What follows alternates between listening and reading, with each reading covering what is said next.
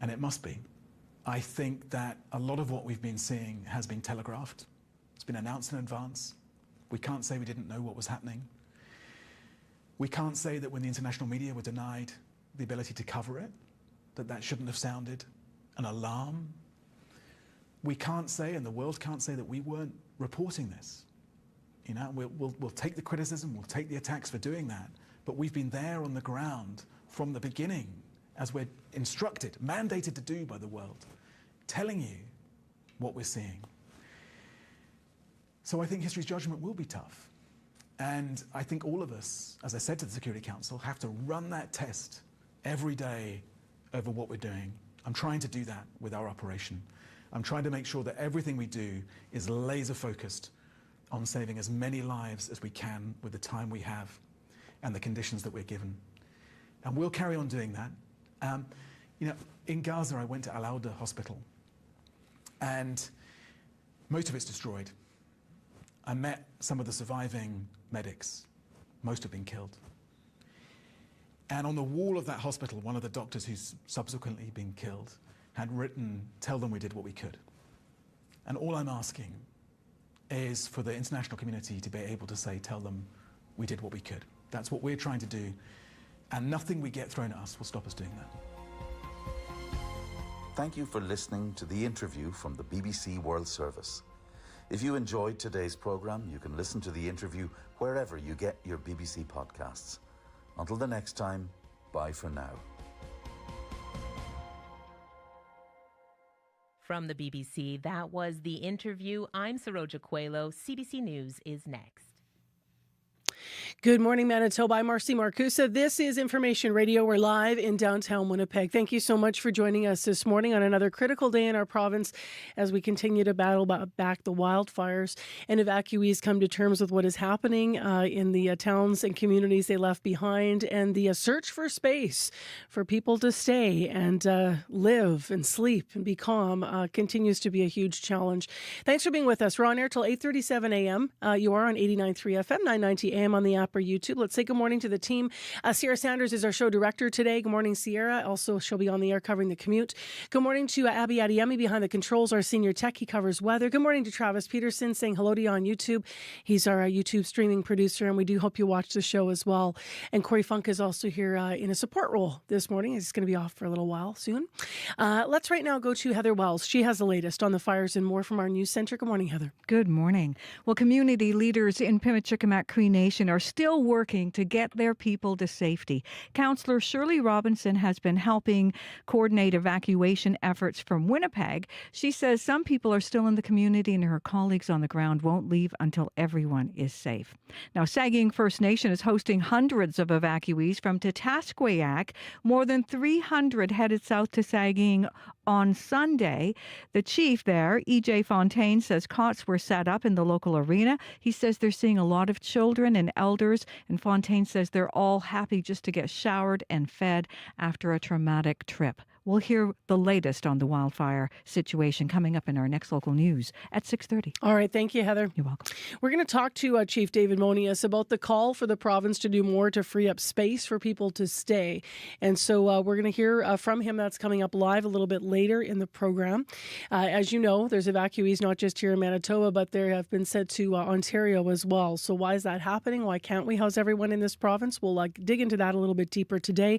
Also today on the program in the first hour of the show, we are going to hear from some community members who are continuing to talk about their concerns about misinformation about the fires spreading. So what they're seeing on social media is not necessarily what's happening in their home communities. So big concerns about that. And then to something completely different, we're going to hear from Blair Sanderson about door-to-door sales tactics still thriving in our virtual age. So a little bit different. Stay with us. Today on Q.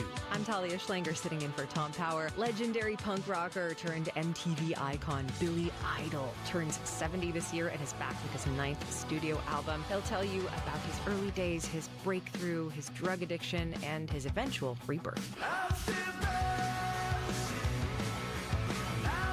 Q, this morning at 10:30 in Newfoundland, and on CBC Listen, or wherever you get your podcasts. This is World Report. Good morning. I'm Marcia Young. Western Canada's wildfire crisis is forcing another evacuation.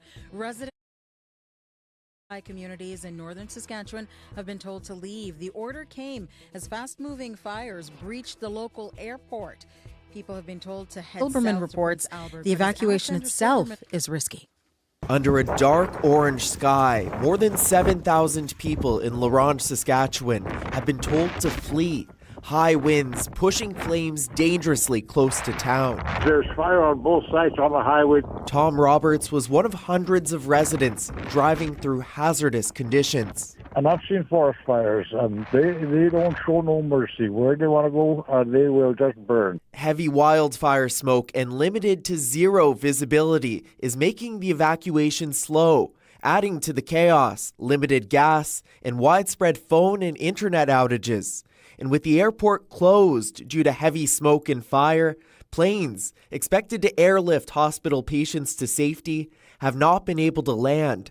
With upwards of 8,000 people in Saskatchewan already displaced, volunteers are stepping up to offer shelter. The plan is to keep our operation going as long as we can here. Lionel Bird is helping to support evacuees in Montreal Lake First Nation. He says they're setting up cots in a school gym, preparing for more people from La Ronge. At least they'll have access to food every day and clean accommodation. The Saskatchewan government says it's now looking to Alberta to see if some evacuees could go there. Alexander Silberman, CBC News, Regina. Many evacuees from wildfires in northern Manitoba are still trying to find a place to stay. Some had to travel as far as Ontario to find shelter and safety. Rosanna Hempel has more.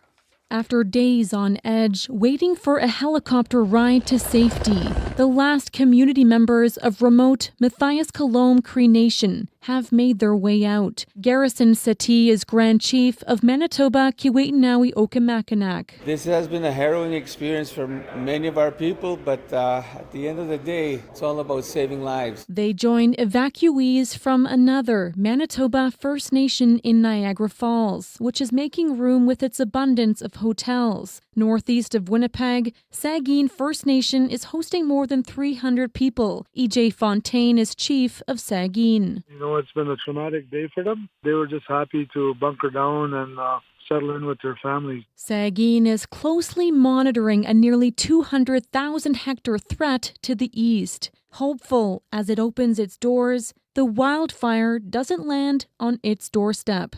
Rosanna Hempel, CBC News, Winnipeg.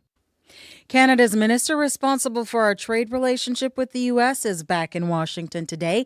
Dominic LeMond's trip comes as the Trump administration prepares to double its tariffs on steel and aluminum starting tomorrow.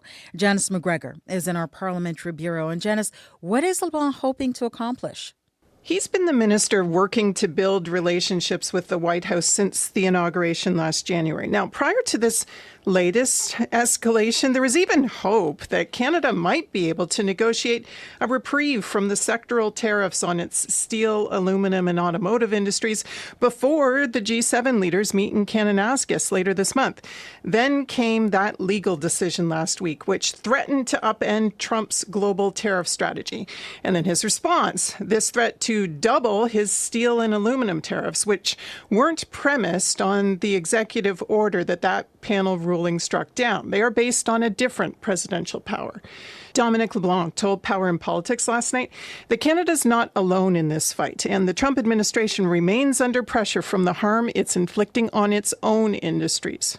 There are American businesses that would simply not be able to afford basic elements in their manufacturing, whether it's Canadian steel, aluminum from Canada. So in the end, will they proceed with this increase? We're obviously hopeful that we'll be successful in having all of these tariffs lifted. Canada's talks are supposed to be about reimagining a broader economic and security partnership with the U.S. If these metals tariffs escalate, that's a step back, not forward. Donald Trump has also been pushing Ottawa to do more on border control. The Carney government is taking more action today, introducing legislation in the House as early as this morning. What more can you tell us? When Canada was first hit with tariffs premised on there being a drug crisis at the border, remember the then Trudeau government tried to head them off last December with a $1.3 billion border security package. There were elements of that. The new fentanyl czar specifically assigned to the problem, the changes to how the Border Security Agency would operate, but those require legislation to fully implement. At the time, opposition Conservatives said they'd support a bill to strengthen the border. We'll see today when it's introduced. We know exactly what's in it, whether their earlier commitment stands, but they were still raising the need for action on the drug crisis in the House yesterday. Premiers, too, also demanded more border action. Yesterday's communique at the First Minister's meeting committed their governments to developing an action plan for their jurisdictions, too. Thank you, Janice. You're welcome. Janice McGregor reporting from Ottawa. The Hamas-run health ministry says at least 27 people have been killed near an aid distribution center in Gaza. It is the second deadly incident at a humanitarian aid site in 3 days. Gaza officials say the Israeli military opened fire on people who are waiting to get access to the hub. The IDF says its troops fired on what it calls individual suspects moving toward their position. The CBC's Tom Perry has the latest from Jerusalem. Ambulances arrive yet again at a hospital in Gaza, ferrying the injured and the dead. Bodies sheathed in white plastic bags, the wounded on stretchers, bandaged and bleeding. We received calls from several people near Rafah, says ambulance driver Sangar Al-Rayati. We found about 20 people dead and many with injuries to the head and chest, including children. Gaza's Civil Defense Ministry says Israeli soldiers opened fire on civilians as they waited to receive humanitarian aid. The Israeli military says its troops fired warning shots at what it calls suspects who had deviated from designated routes to receive aid. When those suspects did not retreat, it says soldiers fired at individuals that were advancing toward them. This is the second deadly shooting near a site run by the newly formed Gaza Humanitarian Foundation, the group backed by the U.S. and Israel that's been distributing assistance in Gaza. 31 people were killed Sunday near the group's aid distribution site near Rafah. Israel denies any involvement in those deaths. UN Secretary General Antonio Guterres has called for an independent investigation, saying the perpetrators must be held accountable. Israel's foreign ministry responded on social media, calling the Secretary General's comments a disgrace and chastising him for not mentioning Hamas. Tom Perry, CBC News, Jerusalem. One day after voters elected a nationalist right-wing president, Poland's prime minister has called a confidence vote. Donald Tusk says it will be held June 11th. This weekend's runoff election saw nationalist candidate Karol Nawrocki win the presidency by a narrow margin. He ran on a platform that was skeptical of the European Union and opposes Ukraine joining NATO. In Poland, the presidency is mostly a ceremonial role, but it would allow Nawrocki to veto new legislation. Millions of South Koreans are voting for a new president today. The snap election was triggered by the impeachment of Yoon Suk-yeol and his failed attempt to impose martial law. The political crisis polarized the country. As Jan Kamenzin Brumby reports, voters hope the new president can heal the divided nation. Hopeful for the future. Voters lined up to pick a replacement for former President Yoon Suk-yeol, impeached after briefly declaring martial law last year. Among them, office worker Kang Da-yoon. I'm pregnant right now, and I came out to vote because I hope a good president is elected, someone who can create a safe and honest country for my child to grow up in. The frontrunner is Lee Jae-myung from the Liberal Democratic Party, hoping to ride on the wave of discontent unleashed by Yool's declaration of martial law. Ruling party candidate Kim Moon-soo has promised to cut red tape for businesses and immediately hold talks with the US President Donald Trump. Both are promising to heal a deeply divided society. Voters here say they also want to make sure that December's political crisis doesn't ever happen again, including 81-year-old Kim Kwang-ma. The polarization of our society has become too extreme. I hope we can come together so that our country can move forward. The National Election Commission is expected to certify the results on Wednesday. Jan Kamenten Brumby for CBC News, Seoul. And that is the latest national and international news from World Report. I'm Marcia Young.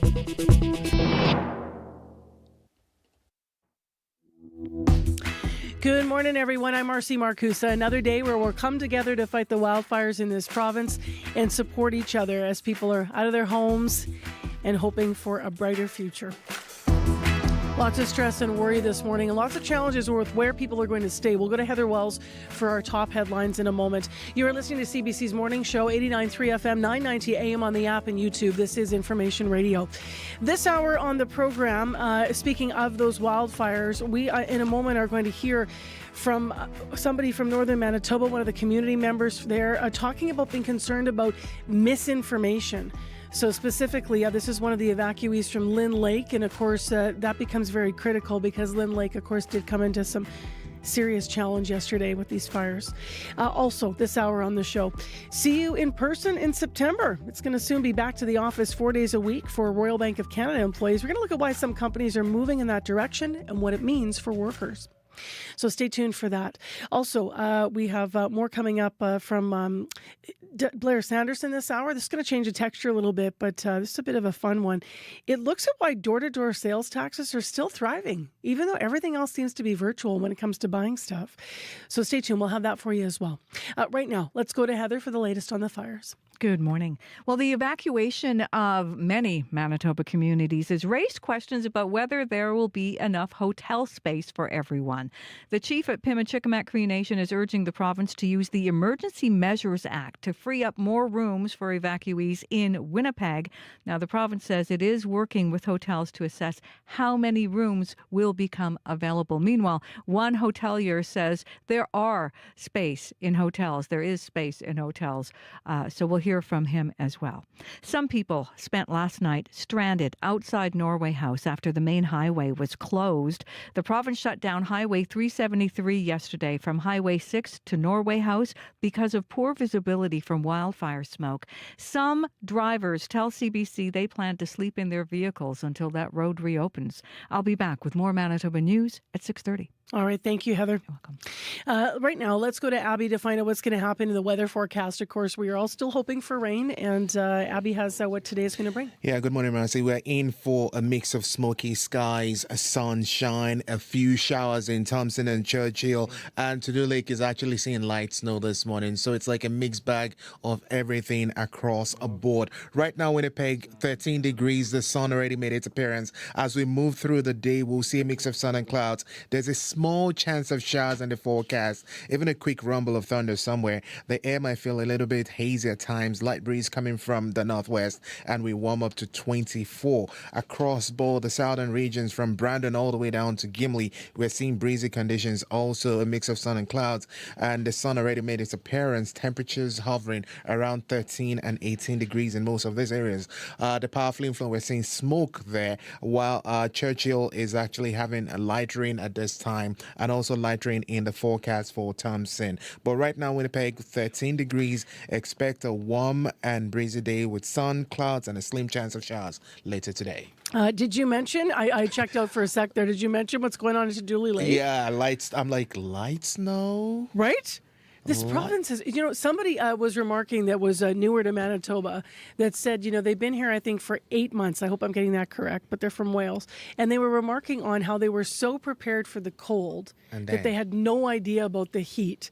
And then they didn't understand. They couldn't wrap their head around those sort of extremes. And then they need to experience the rain also. Right? We get everything here in Manitoba. And it's so extreme. And this year especially just wildly whipping back and forth. And today we're getting a mix of it. Even the smoke in the air also. Yesterday was really incredible with the smoke in the air, wasn't it? Yep. So lots of interviews, of course, online. CBC's been doing this week also about the impacts on your health of that smoke and how to take care of yourself. So make sure you access some of those resources and consider masking if you have problems and challenges. Obviously, we had some school divisions deciding, Winnipeg School Division deciding to have the kids inside and not outside for recess because of the smoke yesterday. So we'll see how today goes with that. Right now, let's turn our attention to traffic. There has been something developing right now, and Sierra Sanders is in to update us on the commute. Good morning. Yes, good morning. So we had Jeff with a G just call. Northbound McPhillips is down to one lane at Elgin, and that's due to construction. So expect some backups there. There are some highway closures that did happen last night that maybe we should note here this morning. So Highway 373 from Highway 6 to Norway House is closed. That is due to poor visibility from wildfire smoke. And as well, Highway 10 is closed in both directions from Highway 39 to Sturgeon Landing Road. And again, that's because of a fire in the area. Again, if anything is slowing you down, be like Jeff and give a call on the CBC commuter line. That's 204-788-3093.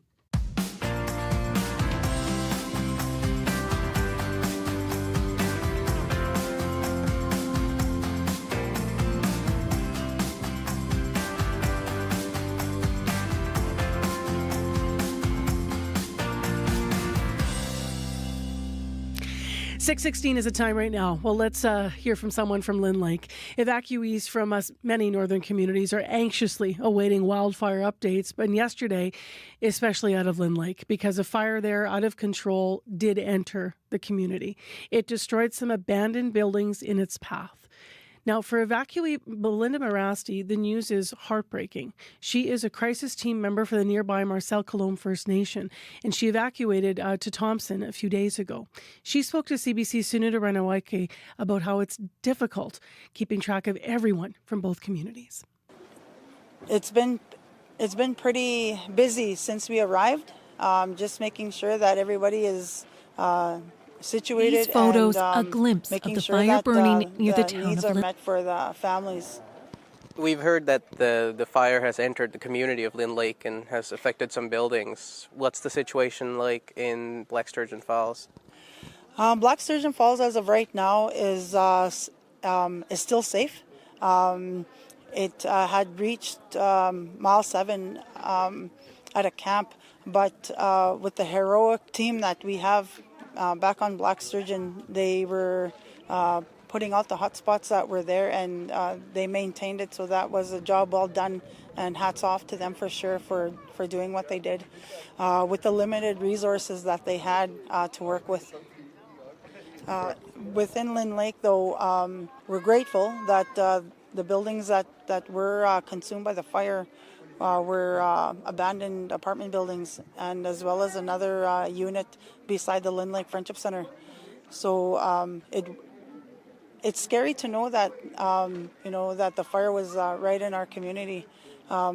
This is a place where I raise my children. This is a place where our land is beautiful. Many lakes are surrounded by Lynn Lake, and it's a gathering place. People love going there in the summer, and camping and fishing is abundant for the communities that come to Lynn Lake. Also, Burge Lake is a very close proximity from Lynn Lake, and some of the cabins from there were also taken from the fire. So it's such a beautiful place there that our children are able to have something like that in such a small community. Yeah. Are you worried at all about what might happen? It sounds like it's a pretty tight-knit community. Well, I'm trying to stay positive, and with all the parents and the children that our team are caring for, we're trying to make sure that our stress is not given off to them to give that energy off. And the good thing is I give daily updates to the First Nation and as well as the community of Lynn Lake, and so that way they'll know exactly what's happening. The information that I receive is on factuals.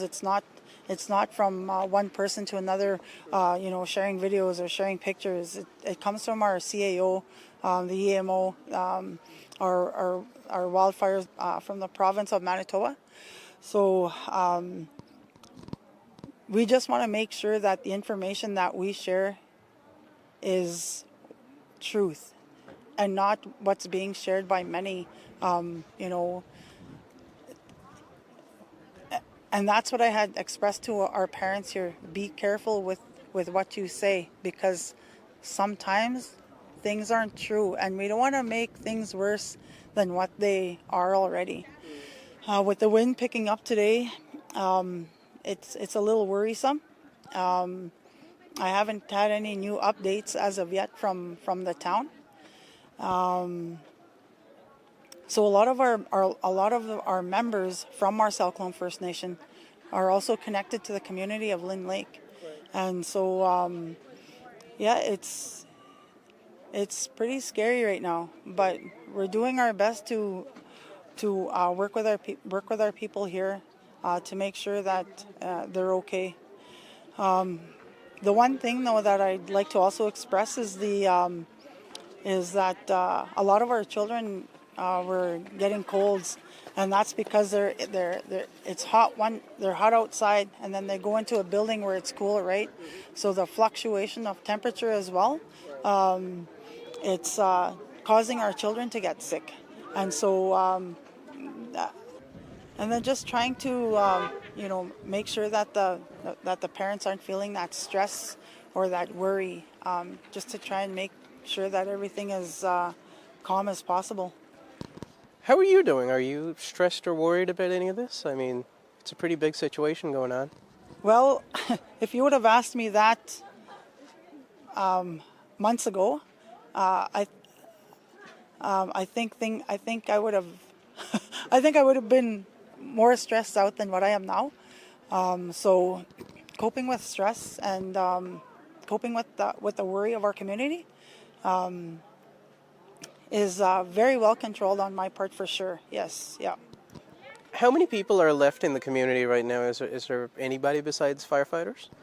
Just the essential workers that are in the community, and we have firefighters from Morden and from Brandon, and so we're and if there's any other teams that went out that I'm not aware of, so grateful for all the extra help that came into our community, for sure. So that's Belinda Morasti, a Lynn Lake resident, an evacuee, and a crisis team member for Marcel Colomb First Nation. And just incredible images out of Lynn Lake, verified images that you might have seen Travis posting as we did that story live. Of course, we're on the radio. We're also on YouTube live, the show. She was in conversation there with the CBC Sunuda Ranawake in Thompson. Now, that human-caused fire near Lynn Lake was first detected May 7th. It has since spread to a size, at last check on the wildfire map, the fire view map from the northern Manitoba area from the province. It spread to a size of about 50,000 hectares. That's larger than the city of Winnipeg, just larger. And of course, in the fire news this morning, we'll continue to talk about what is happening with shelter and space. So still ahead, the chief of Pimachikamak Cree Nation, David Monius, will join us. As you've been hearing in the news, he wants the province to use the Emergency Measures Act to free up more hotel rooms here in Winnipeg. As wildfires impact our province, keep up to date with CBC. For the latest information, listen to CBC Radio 1. Visit cbc.ca/Manitoba or the CBC News app. For people who have a limited data plan or are running into spotty mobile service on the road, visit cbc.ca/lite. That's cbc.ca/LITE.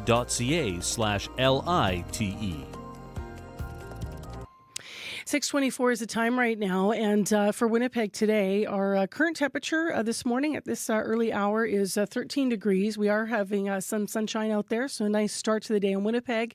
A little less smoky than it smelled yesterday. To Dooley Lake with light snow, if you can believe that, 1 degree.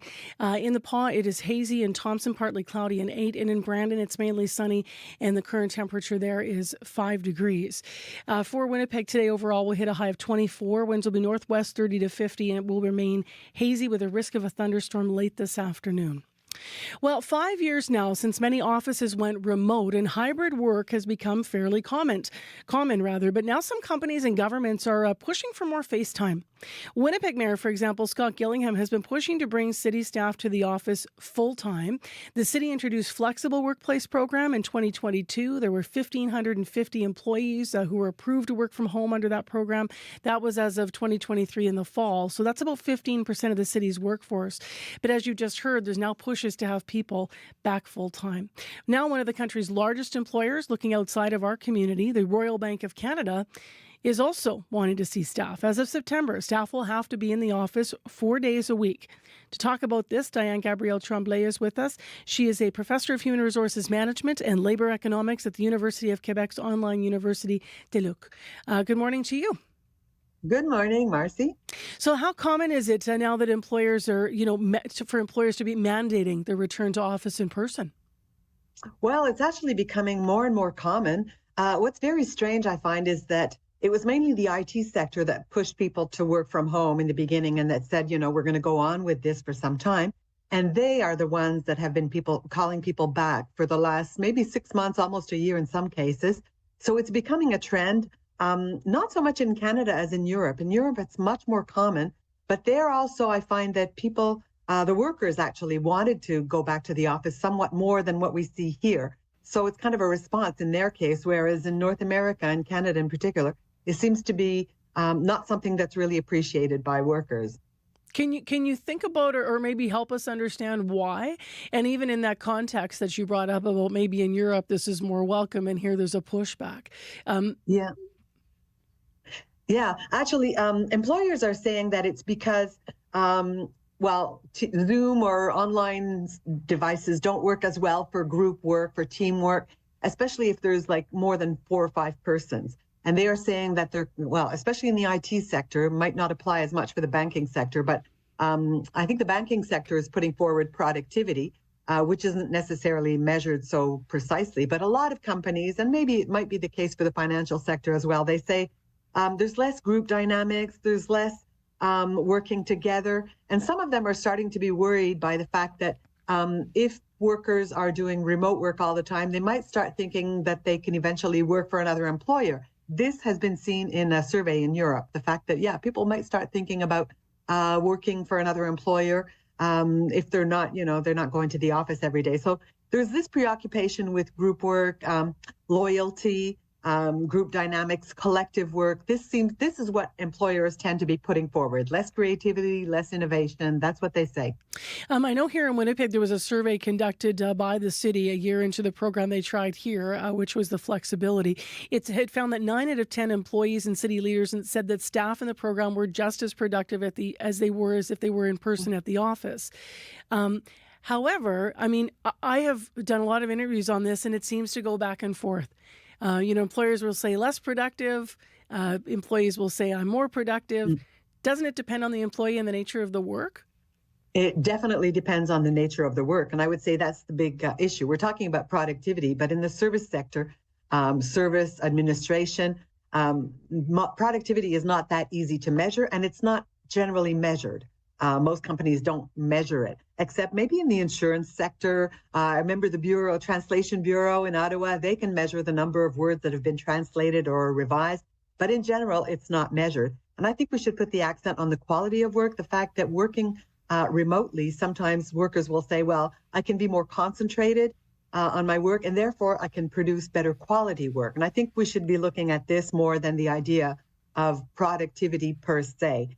And managers are also saying that they have difficulty managing some people working from home, some people being on site. For them, it's complicated. So in these cases, there might be a reduction in productivity. And as you say, StatsCan data indicate, I think about 60% of people said, I feel as productive. 30% said, I feel more productive. And only 10%, but still 10% say they feel less productive because their colleagues aren't there. They can't have access to maybe kind of more informal knowledge and things like that. But you can understand that people who want to continue doing remote work will say, well, yeah, I'm at least as productive. Where do you think this is headed? Well, I think we're going to go on with hybrid work. Will employers manage to bring people back to the office more? That's a challenge, especially as the offices have been transformed. Sometimes there's less space.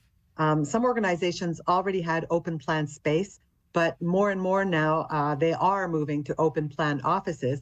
And this is something we've worked on, and employees don't necessarily appreciate, especially if you want to do concentration work. You have people walking by, you have, noise. So it's disturbing. So for employers to say, we want you to come back, and at the same time, people have lost their own personal offices, which they don't appreciate. They're in an open plan.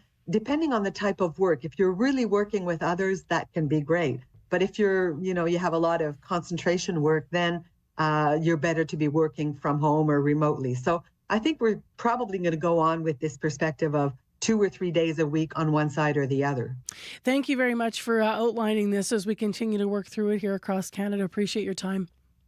Thank you. Have a nice day. You too. That's Diane Gabrielle Tremblay. She's a professor of human resources and labor economics at the University of Quebec's online university, Chinook. It is coming up to news time. I can tell you after the news, we will be, of course, covering weather, traffic in a full pack, but also we're going to be talking about the Bank of Canada. There's another key interest rate decision coming down tomorrow. So our business news after your CBC Winnipeg news. This is CBC News. Good morning. I'm Heather Wells in Winnipeg. At 6:30, sunshine gets us going. It is 13 degrees right now. We're going to see a mix of sun and clouds this afternoon. Risk of a late-day thunderstorm, hazy and windy with a high today of 24. As more northern Manitobans are forced out of their homes by wildfire, the question is, where will they go? The massive evacuation is raising questions about whether there will be enough hotel rooms for everyone. The chief of Pimachikamak Cree Nation is urging the province to use the Emergency Measures Act to free up more rooms for evacuees in Winnipeg. The province says it is working with hotels to assess how many rooms will become available. Meanwhile, several Winnipeg hotels say they have rooms. Rob Sankar is general manager at the Viscount Gort. He says they have about 3 dozen evacuees staying there through the Canadian Red Cross, and they currently have 40 rooms set aside waiting to be occupied. But Sankar says his biggest concern is what would happen if more communities are evacuated and there's nowhere for people to stay. There's only so many hotel rooms available, and not all hotels could probably take them because they're too busy with functions, weddings. I mean, it's wedding season. Sankar says in his years in the hotel business, he has never seen this many people displaced. Community leaders in Pimachikamak Cree Nation are still working to get their people to safety. Councillor Shirley Robinson has been helping coordinate evacuation efforts. She says some people are still in the community and her colleagues on the ground won't leave until everyone is safe. I pray that we don't lose lives. I pray that we all go home together again. That's my prayer. That fire near Pimachikamak is 3,300 hectares in size. It is still out of control. Now, some people spent last night stranded outside Norway House after the main highway was shut down. The province closed Highway 373 yesterday from Highway 6 to Norway House because of poor visibility from wildfire smoke. Some drivers tell CBC they plan to sleep in their vehicles until the road reopens. Edmund Bradburn lives in Norway House. He drove out earlier yesterday to see his daughter. Then I went back and the fire was on the road already, coming on the road. There was smoke and everything else. And they were stopping traffic already, so we came back. And I've been sitting here ever since. Bradburn says he slept on planes before, so sleeping in his car won't bother him. A First Nation community in southern Manitoba is helping their brothers and sisters from the north. Saging First Nation is hosting more than 300 evacuees from Titasqueak Cree Nation. The First Nation sent buses to the Pas over the weekend to bring the Titasqueak evacuees south. Cots have been set up in the local arena. Saging Chief E.J. Fontaine. I'm really proud of my community, my people, and they came eagerly out to volunteer, to set up the evacuation center. Everything was done by volunteerism. Fontaine says Saging has largely been covering the cost to bring the Titasqueak evacuees to safety. Dozens of fire evacuees from northern Manitoba are in Niagara Falls in southern Ontario. Most are from Cross Lake and Puckatawagan. Stevie Muskego is from Cross Lake. He feels fortunate he could get a hotel in Niagara Falls, although he doesn't know how long he'll stay. I don't even know, really, to be honest. They say 20 days, 30 days. Just like I said, what can you do? Can't do much. Muskego says it is stressful because he's never left his home community before. Now, of course, it is not just Manitoba, but northern Saskatchewan being devastated by wildfires. Thousands of people there ordered to evacuate because of a fast-moving wildfire in L'Orange. People there have been told to leave. Tom Roberts is one of them. We saw a lot of emergency vehicles, ambulances, fire trucks, fire people, and they're heading north to help fight the fire. Smoke is just billowing south of us here. It really looks scary. That's when it looks like a firefighter's truck that's going by here, heading north to L'Orange to go help. About 200 wildfires are burning across Canada. Half are considered out of control. You can hear the latest on the wildfires throughout the morning right here on Information Radio, and the latest national and international news coming up on World Report at 7. The president of Pride Winnipeg says he is disappointed the Manitoba PC caucus skipped out on this year's Pride Parade. Barry Carlinzig says the PCs did not have a formal entry in the parade for the first time since 2016. It's disappointing to me because when the PCs were in power, we did receive the provincial grant to start the Manitoba Pride Alliance, and we were told we support queer community, we support the community, and this shows wholeheartedly that was just speech. They don't support the community. PC leader Abi Khan says he had a prior commitment Sunday when the parade was on. Khan adds he wasn't invited. Carlinzig says Khan and his party did not require an invitation to be part of the parade. You can find the latest news at cbc.ca/Manitoba. All right, thanks very much, Heather Wells. You're welcome. So as Heather continues to remind us, if you need any information about the fires, please check our website, cbc.ca/Manitoba, and just be reminded of the emergency lines that have been set up for you in case you do need help or you find yourself in a situation where you can't remember. Probably the best one is 211 because it's easy to remember. That's any information about how to access social services should you need something. Billy Mosienko Arena on Keewatin and Central Arena remain evacuation centers here in Winnipeg. And of course, there's been shelters set up across Thompson, Winkler, Portage la Prairie, and other communities as people continue to be welcomed. Just a reminder about registration. That's very important with thousands of people who are displaced. So the Red Cross is looking for registration of all people evacuating. 1-800-863-6582. That's the Red Cross number, 1-800-863-6582. All right, let's get into our regional forecast now with Abby Adiemi on CBC. From sunny skies in the south to smoky and light rain in the north, we have a mix of sun and clouds and hazy conditions across board today. Special air quality alerts in place for the Interlake into southeast Manitoba as that smoke from the fire is causing poor air quality. Also, it's impacting northern Manitoba from Flin Flon all the way down to Patuquagan. In Winnipeg at this time, 13 degrees, mostly sunny outside. Some clouds will roll in later. There's a chance of showers later with a risk of thunderstorms sometime this evening. We warm up to 24 degrees in the Pembina Valley region, similar to Winnipeg, already seeing some sunshine. 13 degrees at this time from Modern Winkler, Altoona, Morris, all the way down to the U.S. border. Expecting sunny skies with clouds developing later. Also a chance of showers and thunderstorm in the forecast sometime this afternoon. Highs will be around 23, 24 for that region. In the Westman region, we're seeing 5 degrees this morning in Brandon. Clear conditions. Today will also be sunny. Some clouds will roll in later. High will get to 20. In the Parkland region, Dauphin is seeing sunshine at 11 degrees. It's going to be mainly sunny today. Some clouds will roll in later. We do have a good chance of showers also and thunderstorm this afternoon. High 21.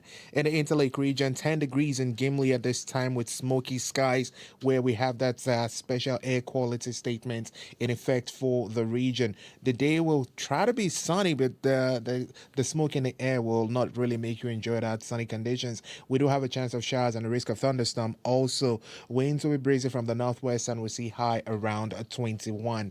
Tracking conditions into northern Manitoba, where the smoky skies continue for the powerful influence surrounding areas. Temperatures at this time around 11 degrees, and yes, we have smoke in the sky. That's our air quality statement remains in play, and the air quality remains poor also for folks in that region. We'll see highs near 16 degrees. Thompson is at 8 degrees and cloudy this morning. Today is going to bring mainly cloudy skies, a slight chance of showers in the forecast, high near 14 degrees. And then further north in Churchill, 5 degrees, cloudy conditions. We're seeing light rain on and off. Expect these periods of rain to stay with you for most of the day. Mild breeze from the west, and we'll see high around 17. So it's sunny and warm down south, cloudy and cool in Thompson and Churchill region, with that smoke still having an impact on folks in the powerful influence and surrounding areas. Winnipeg sits mild at 13 degrees right now. It's so interesting what a difference a day makes, and depending on how the wind shifts, because yesterday it was so smoky, and then of course today our as you've been alluding to, our air quality statement for Winnipeg at least has been ended, and so that came in the early hours, so it just makes all the difference. All right, let's get into what's happening in our morning commute. Sierra Sanders has popped in here. Good morning. Good morning. So we got a call from Jeff earlier right off the top of the show. Northbound McPhillips is down to one lane at Elgin, and that's due to construction. Did a little digging. It's expected to last until June 17th, so expect some delays in that area.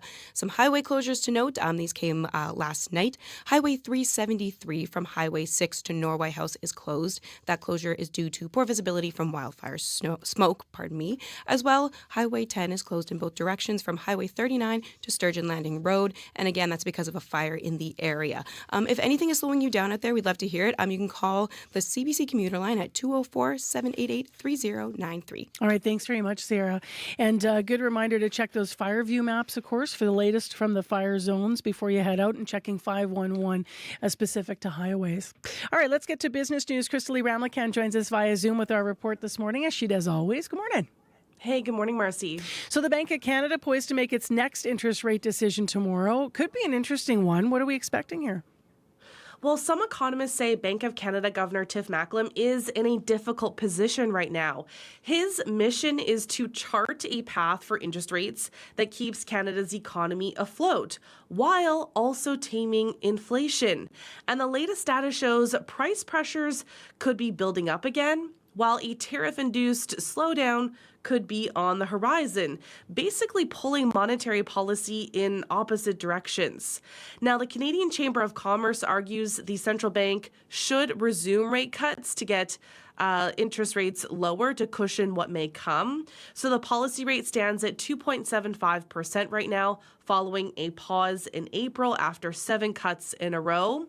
However, most economists expect the central bank will hold rates again tomorrow after a surprisingly strong rise in the GDP in the first quarter. But StatsCan says the main reason the economy grew is because businesses were trying to rush ahead of the tariffs, ramping up exports and stockpiling inventories. Now, the Bank of Canada has said it is pausing on issuing formal forecasts and is going to be less forward-looking than usual until it gains more certainty on how the economy is reacting to ever-shifting tariff threats. And we just got another recent one. President Donald Trump has announced plans to double tariffs on steel and aluminum, entering the U.S. to 50% starting tomorrow. Let's stay with tariffs here, actually. The Trump administration's now lost a second case challenging tariffs. How has the reaction been to that? Well, the Trump administration has asked a U.S. appeals court to pause this second ruling that found President Trump exceeded his authority by imposing sweeping tariffs on imports. The administration says the decision jeopardizes trade negotiations with other nations. Now, Trump's tariffs were first declared illegal by the U.S. Court of International Trade on May 28th. And then a federal court in Washington, D.C. followed with a second ruling the next day, which also found the tariffs exceeded the president's authority under the International Emergency Economic Powers Act. So lawsuits challenged Trump's use of the law to justify tariffs in early April on most U.S. trading partners, and a separate set of tariffs levied on Canada, Mexico, and China in February. Now, the Trump administration has already won a temporary pause on the first court loss, allowing it to actually reinstate tariffs. And the court is expected to rule on a request for a longer-term pause later this month. Now, this second ruling only stopped the Trump administration from collecting tariffs from 2 small businesses that had sued. The small businesses, educational toy makers, say they will oppose the attempt to block this lower court ruling. And 4 senior Trump officials had submitted an affidavits before the May 29th ruling, saying that stopping the tariffs would threaten the U.S.'s economic and national security by jeopardizing trade negotiations with dozens of other nations. To a final story here before we look at markets, Crystal Lee, how's the economic uncertainty affecting different food companies? Well, canned soup maker Campbell's actually beat sales and profit estimates this week, helped by strong demand as consumers increasingly prefer to eat at home.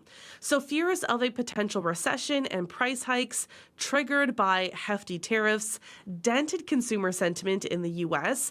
and prompted people to be more judicious in their spending patterns, including trading down to cheaper brands and ditching dining out.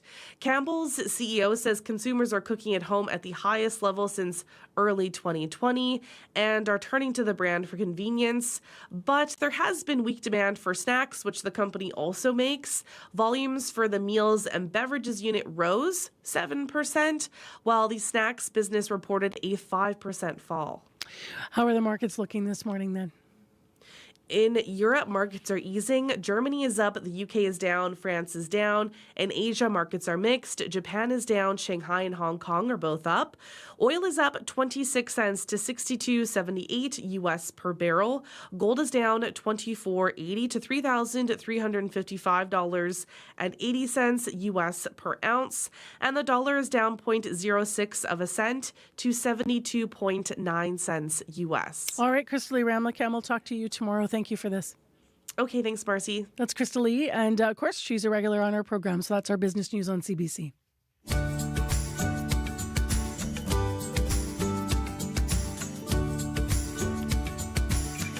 Well, how you doing, Manitoba? I sure have got a lot of email from you and comments on Facebook where people are asking where you can help with the wildfire situation. You can kind of feel helpless, right, when you're down here south. And so we also know that there's been, because of the speed of which all this has happened, right? I mean, think about it. A week ago, we didn't even have a state of emergency in the province. And now all these thousands of people coming south. Because of that, there's these coordination efforts going on all over the place where people are collecting donations of all different kinds. And in the next hour of the show, we're actually going to talk about a few of those donation drives, and we're going to talk about the coordination efforts as well. So stay tuned. We'll have some advice for you, as I mentioned. So it's part of an answer to how can I help and where can I make donations. So that's coming up in about an hour from now. Right now, though, picture this. It's evening. You're about to sit down for dinner, and then there's a knock at the door. And you go to answer, and it's someone trying to sell you something. As the weather gets warmer, that type of in-person marketing tends to ramp up. CBC's Blair Sanderson next on the show this morning explores why that's still effective in this day and age where there's so many other ways that companies can reach you. Yes. Hey, how's it going? Good. My name's Owen. I'm just a student at Dalhousie. Owen Chilvers is working on his sales technique. This summer, he's running his own painting business. He's going door to door in Halifax, and it's tough work. Some people just kind of say no, immediately close the door on you. But again, you just go to the next door, positive attitude. Again, 10 no's for every yes. Sometimes it's 20 no's for every yes. At this time of year, you're more likely to get a knock on the door from people offering to do all of those jobs around the house that aren't going to get done themselves. Painting, power washing, landscaping, window cleaning, deck sanding, gutter clearing, and lawn care. Brendan Quinlan runs Vantage, a pest control company. He says selling door-to-door works well if you're offering to do jobs that are outside. You can walk the customer around the house. We can go through the maintenance that's required. You can go through the service, explain how it works, and all of that can happen from outside of the home. It's a marketing method that goes way back. The house-to-house salesman symbolizes in a way the function of all salesmen. But that was last century. These days, there are so many other ways to reach people. Email, online ads, telemarketing, and social media. Why would anyone still go door to door? I think people are not answering calls in numbers they don't recognize due to the fact that they get spam calls all the time. When we go face to face with our customer, we have our ID badges on, and I think there's a better trust factor there. But that trust isn't total. Brendan says even at the door, people are suspicious of scams and often pull out their phones to check his company's reputation online. They'll pull up the reviews on the site as we're talking to them. And I feel like that's the average consumer now. Most people, when we knock their door, their phone's in their hand. Nicole Rourke is a marketing professor at St. Clair College in Windsor, Ontario. She says door-to-door does have some advantages for sellers. She says when people are face-to-face, basic social etiquette kicks in. It's much harder to say no to somebody when they're, standing in front of your house. And if customers do say no, they often feel they have to give a reason. And it's much easier when you get that reason to boomerang it back and say, oh, no, that's no issue. We can get it in blue. We can deliver it next week. We can, give you a finance plan. So depending on the objection, it's much easier to address that in person. Well, it's not that easy. Owen Chilvers says people often don't like being bothered at home, especially at dinner, and they're not shy about letting him know. People will be rude to you, and that's something that you just got to live with. So you have to have a bit of a thick skin. 100%. It's not for the weak. Most of my door knockers have quit, if I'm going to be honest. But Owen keeps going. We should probably go to this nice woodhouse over here. And he's already learning some of the tricks of the trade. What projects could we take off your hands this summer? He asks open-ended questions like, hey, what do you need doing around the house? And he always looks around the house first to see what needs work, including the deck he's standing on. We were walking by and noticed that the deck's looking a little rough. If you've ever thought about staining. Yeah, I have. Yeah, I'd be interested in getting And just like that, Owen has a new customer. I was ready to open the door and just say, no thanks, I'm not interested. But as soon as he said, we noticed your deck, I thought, oh, okay.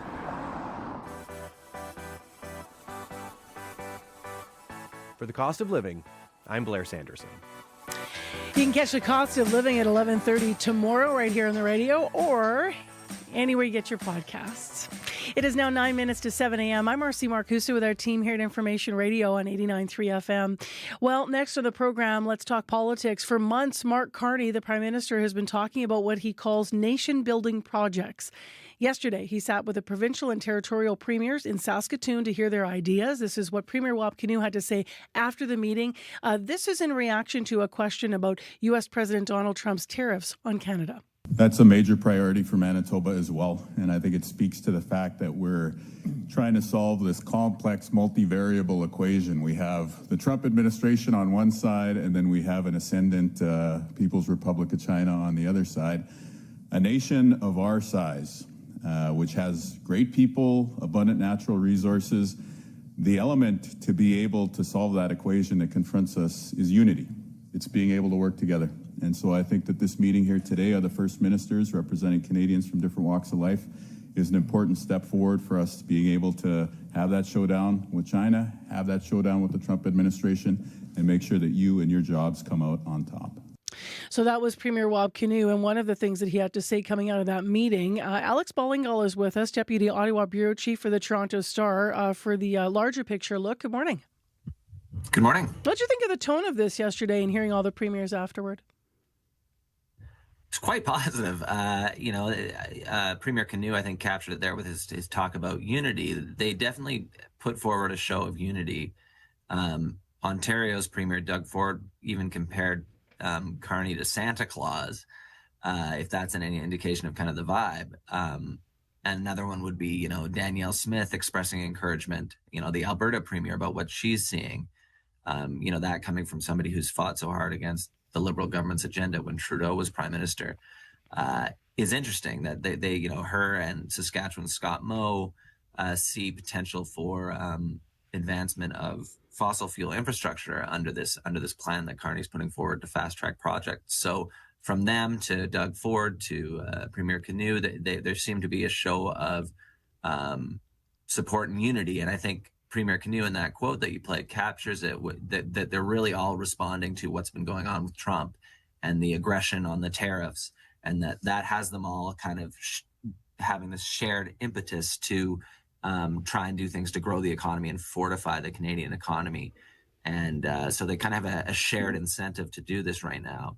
And I think sorry, go ahead. No, I was just going to interject on your point that they have a shared incentive because, of course, they all have their projects that they want to get approved and bring to the table. Can you give us a sense of an idea of some of the projects that were suggested by different leaders as a way forward?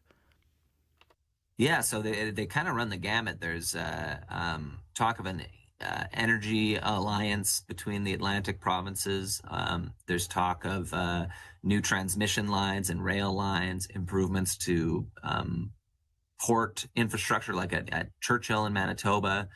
There's talk of new roads, trade corridor going up from northern BC through to Grays Bay, Nunavut, which could potentially include fossil fuel infrastructure, although Carney was saying it needs to be decarbonized oil, which will be kind of the interesting buzzword and maybe the point of tension and how that actually gets done. But definitely a shared openness to try and fast track these things. Carney's talking about legislation to get certain projects that fit these criteria, once they select them, approved in a maximum of 2 years, which is, apparently right now it takes around 5 at least. So much faster. And again, kind of pitched in the context of Canada needs to do things quickly to beef up its economy and reduce its vulnerability that has been exposed by the trade war with the United States. There have been concerns by some Indigenous leaders in this country, of course, looking at obviously the emergence of oil, about if there's pipelines that are going to be going through lands and such, and also I suspect because of the timeline that you just put out there, right? Something that would take 5 years to negotiate and maybe do all the checks and balances environmentally. Like, what's going to happen if it takes 2 or 3 years? What's your sense of the concerns that you've heard from Indigenous leaders? Basically, that they haven't been involved enough in the emergence of this new process. That the AFN had an open letter yesterday talking about how Carney's introducing this legislation that he wants to put forward before the end of the month. They got sort of just a brief background document outlining it and weren't actually involved as they would like to be, and they feel is their right in the actual drafting and creation of that legislation. And similarly with the selection of the projects themselves that might get fast tracked, they want to be involved in that as well. So kind of brought in as true equals and decision-making partners, which they feel that they are under the United Nations Declaration of Indigenous Peoples, which Indigenous rights, for Indigenous peoples, which Canada signed on to. The courts have clearly outlined a duty to consult and have struck down project approvals before if they felt that duty was not met. So it's definitely something that I think the government's signaling that they take it seriously, that they want to do this, but there's already concerns about it at the provincial level in BC and Ontario. Similar legislation has faced similar accusations that it's not meeting those thresholds of consultation and respect. So it's definitely a potential point of tension that's kind of already simmering, or it's already kind of there. Mm-hmm. And it's definitely something to watch for. Thank you very much for watching this for us and for having your analysis today, Alex. Of course, anytime. That's Alex Ballingall, who's Deputy Ottawa Bureau Chief for the Toronto Star. By the way, on interprovincial trade, that promise is still in place that less than a month from now on Canada Day, there's going to be something in place to help from the federal level to facilitate that. So we'll have to wait and see what that looks like. Right now, let's see what the headlines look like this morning with Heather Wells. Good morning. Well, calls for the province to use the Emergency Measures Act to free up hotel rooms for wildfire evacuees in Winnipeg. The call comes from the chief of Pimachikamak Cree Nation as more northern people are ordered out of their communities. The province says it is working with hotels to assess how many rooms will become available.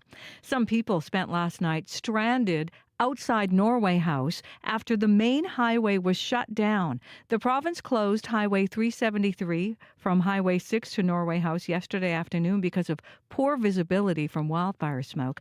Some drivers tell CBC they plan to sleep in their vehicles until that road reopens. I'll be back with more Manitoba news coming up at 7:30. Thanks, Heather. You're welcome. Check 511 for highways this morning. By the way, if you see any problems, please call Sierra if you have a problem in traffic overall, 788-3093. In addition, in the weather forecast, it's mainly sunny and 13 in Winnipeg, 5 with sun in Brandon, Thompson, partly cloudy and 8. Winnipeg, chance of a thunderstorm this afternoon, gusty winds, a high of 24, and a mix of sun and cloud this morning. The smoke is in Winnipeg not an issue today. Our air quality advisory has ended. That is not the case in many other places in this province north. So there's huge swaths of the province that are still under that air quality advisory. So take it easy with that. Well, how can I help is a question that's on a lot of people's minds as the fires continue to rage in the north. We're going to hear about donation efforts in the city of Brandon. Also a special resource that's been set up online where you can kind of go along and see where you can donate pet things or clothing. So we'll find out more about that map. So stay tuned for all of that coming up in the next hour. This is Information Radio on CBC. World Report's next. On the Current. In the summertime when the weather is high, you can stretch right up and touch the sky. Summer's just around the corner, and with that, the promise of maybe, just maybe, a little bit more time to read. From blockbuster novels to nonfiction, we'll bring you recommendations for what to put on your summer reading list. It's coming up on The Current. The Current with Matt Galloway. This morning at 8:37, 9:07 in Newfoundland, and on the CBC Listen app. This is World Report. Good morning. I'm Marcia Young. Nearly 200 wildfires are burning across Canada. Half are out of control. In northern Saskatchewan, fast-moving fires are forcing the evacuation of La Ronge and nearby communities. Tom Roberts is one of 7,000 people told to head south to Prince Albert. And I've seen forest fires, and they don't show no mercy. Where they want to go, they will just burn. Heavy smoke and near zero visibility is making the evacuation slow and risky. In Manitoba, 17,000 people have had to leave their homes. Emergency shelters are filling up. So for some, it means heading to Ontario to find a safe place to stay. Rosanna Hempel has more. After days on edge, waiting for a helicopter ride to safety, the last community members of remote Matthias-Colombe Cree Nation have made their way out. Garrison Settee is Grand Chief of Manitoba Kiiwetinowi Okimakanak. This has been a harrowing experience for many of our people, but at the end of the day, it's all about saving lives. They join evacuees from another Manitoba First Nation in Niagara Falls, which is making room with its abundance of hotels. Sheena Garrick is helping her community of Pimachikamak get settled. It's pretty sad. It's hard for a lot of people. A lot of them never left the reserve. Stevie Muskego is among them. Just lucky to be here, to have a spot, to have a bed. Meanwhile, the border city of Flin Flon near Saskatchewan has so far been spared. Further north, a different wildfire on the edge of Lynn Lake has torn through some abandoned buildings. Northeast of Winnipeg, Saugeen First Nation is hosting more than 300 people from the northern community of Tatasqueyak Cree Nation. E.J. Fontaine is chief of Saugeen. You know, it's been a traumatic day for them. And like I said, they were just happy to bunker down and settle in with their families. Saugeen is closely monitoring a nearly 200,000 hectare threat to the east. Hopeful as it opens its doors, the wildfire doesn't land on its doorstep. Rosanna Hempel, CBC News, Winnipeg. U.S. President Donald Trump's 50% tariffs on steel and aluminum are expected to start tomorrow. It could have a major impact on Canada's economy, and some analysts are saying Ottawa needs to do more to make Canada economically resilient. As Lisa Shing tells us, that includes doing more trade with countries whose values may not align with ours. This is a super wake-up call. Josipa Petronich, head of a Canadian transit think tank, wants Canada to strengthen trade relationships with more countries. She's been pushing the federal government to scrap its 100% tariff on Chinese electric vehicles. We have to figure out a way to trade with countries that do not have our values, because to not trade is to revert and have to go back 30 years. As Prime Minister Mark Carney promises to remove interprovincial trade barriers and fast-track new infrastructure projects to get goods moving in the face of U.S. economic aggression, there's a renewed emphasis on making Canada more resilient and independent. The most important thing is for Canada to really find their competitive edge. But some say we still have to look beyond our borders. Jia Tongzong teaches international trade at the University of Alberta. Find a way to help Canadian firms to reach international markets, because it's the fact that Canada is a relatively small market. Since Canada is a relatively small market, analysts like Nicholas Lamp, an associate law professor at Queen's University in Kingston, Ontario, cautions against disengaging from the U.S. We have to maintain as much integration with the United States as we can, because there's simply no way we can replace the United States as an export market. Simply because it's right next door and still a massive economy. Lisa Shing, CBC News, Toronto. In southern Gaza, ambulances and carts carrying the wounded pull up to a hospital in the city of Rafah. The Hamas-run health ministry says at least 27 people have been killed near a humanitarian aid hub. It says the Israeli troops opened fire on those waiting for aid. The Israeli military has not directly addressed the allegations, but it says its troops fired on what it calls individual suspects moving toward their position. This is the second deadly incident at a humanitarian aid site in 3 days. Officials in Gaza say at least 31 people were killed on Sunday outside an aid distribution hub. They say the Israeli military opened fire on the crowd. Israel denies that. The United Nations is calling for an independent investigation into Sunday's incident. Nigeria is experiencing what is being described as its worst flooding in 60 years. More than 200 people are dead. More than 500 others are missing. And officials say they are not likely to be found alive. Efforts are now turning to help the thousands left homeless and address growing concerns about the spread of disease. Anna Cunningham has more. You can see how everywhere is destroyed. It's really so unfortunate, so unfortunate. Taiwo Hauler Hassan stands amid the ruins of what was his community in the town of Mokwa in north-central Niger State. This market town, a key meeting point for traders from the south and food growers from the north. It had a population of some 400,000. Last Wednesday and Thursday, heavy rains burst the banks of the Niger River, the flash floods washing away anything in its path. A lot of life and property was lost, says Hassan. There is shock. This happened so quickly. Brick, wood, metal, whatever the structure was swept away by the fast-flowing muddied waters. In Mokwa, there is grief. Fatima Gibran lost 18 members of her family. She says they have only found 4 bodies. There is anger too. Fatima says there is no help coming from anyone, not even the government. Thousands are now homeless. We lost everything, says Mohamed Tanko. the families. We don't even have anywhere again to go to. This is the start of the rainy season in West Africa. Heavy rains are not unusual, but scientists say climate change is fueling more extreme weather. Authorities say the search is no longer a rescue operation. They do not believe days on those missing have survived. The concern now is to find and bury bodies to prevent the outbreak of disease. Anna Cunningham, CBC News, London. Police in Portugal have begun a renewed search for Madeleine McCann. A police van arrives at the site in the Algarve region. The British child disappeared 18 years ago during a family vacation at a resort in southern Portugal. She was 3 years old at the time. German detectives are also involved in today's search. The main suspect in McCann's disappearance is a German national. He is serving a prison sentence for another crime.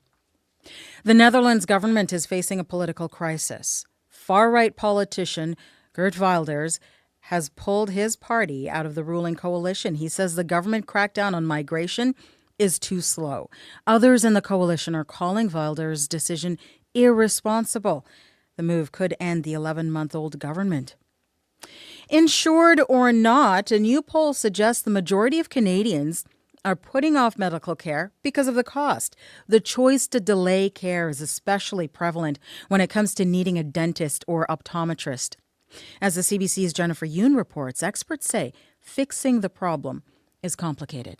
Between paying for groceries and rent or getting medical care, more than half of Canadians are choosing to skip the medical care, says a new poll.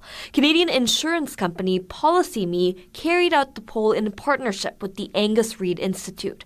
It found 56% of Canadians reporting skipping or stalling on getting medical care, especially dental and vision. It's actually quite shocking to us. Andrew Ostro is the CEO of PolicyMe. When you're budgeting, when you're thinking about where to spend your money, health would be one of the last areas that you consider cutting. And skipping a checkup at the dentist can have serious consequences down the road, says Dr. Carlos Quinones, the director of dentistry at Western University. Just from your basic ability to function in daily life, these things have major implications for you. As of this week, Canadians of all ages without insurance can apply for public coverage through the National Canadian Dental Care Plan. But cost is only part of the solution, says Dr. Paul Allison, professor at McGill University's Faculty of Dental Medicine. There are all sorts of problems of access to care. Yes, financial access, but time access, geographic access. Making sure Canadians can see a medical professional is crucial, says Allison and Quinones, to avoid greater suffering and cost later down the line. Jennifer Yoon, CBC News, Toronto.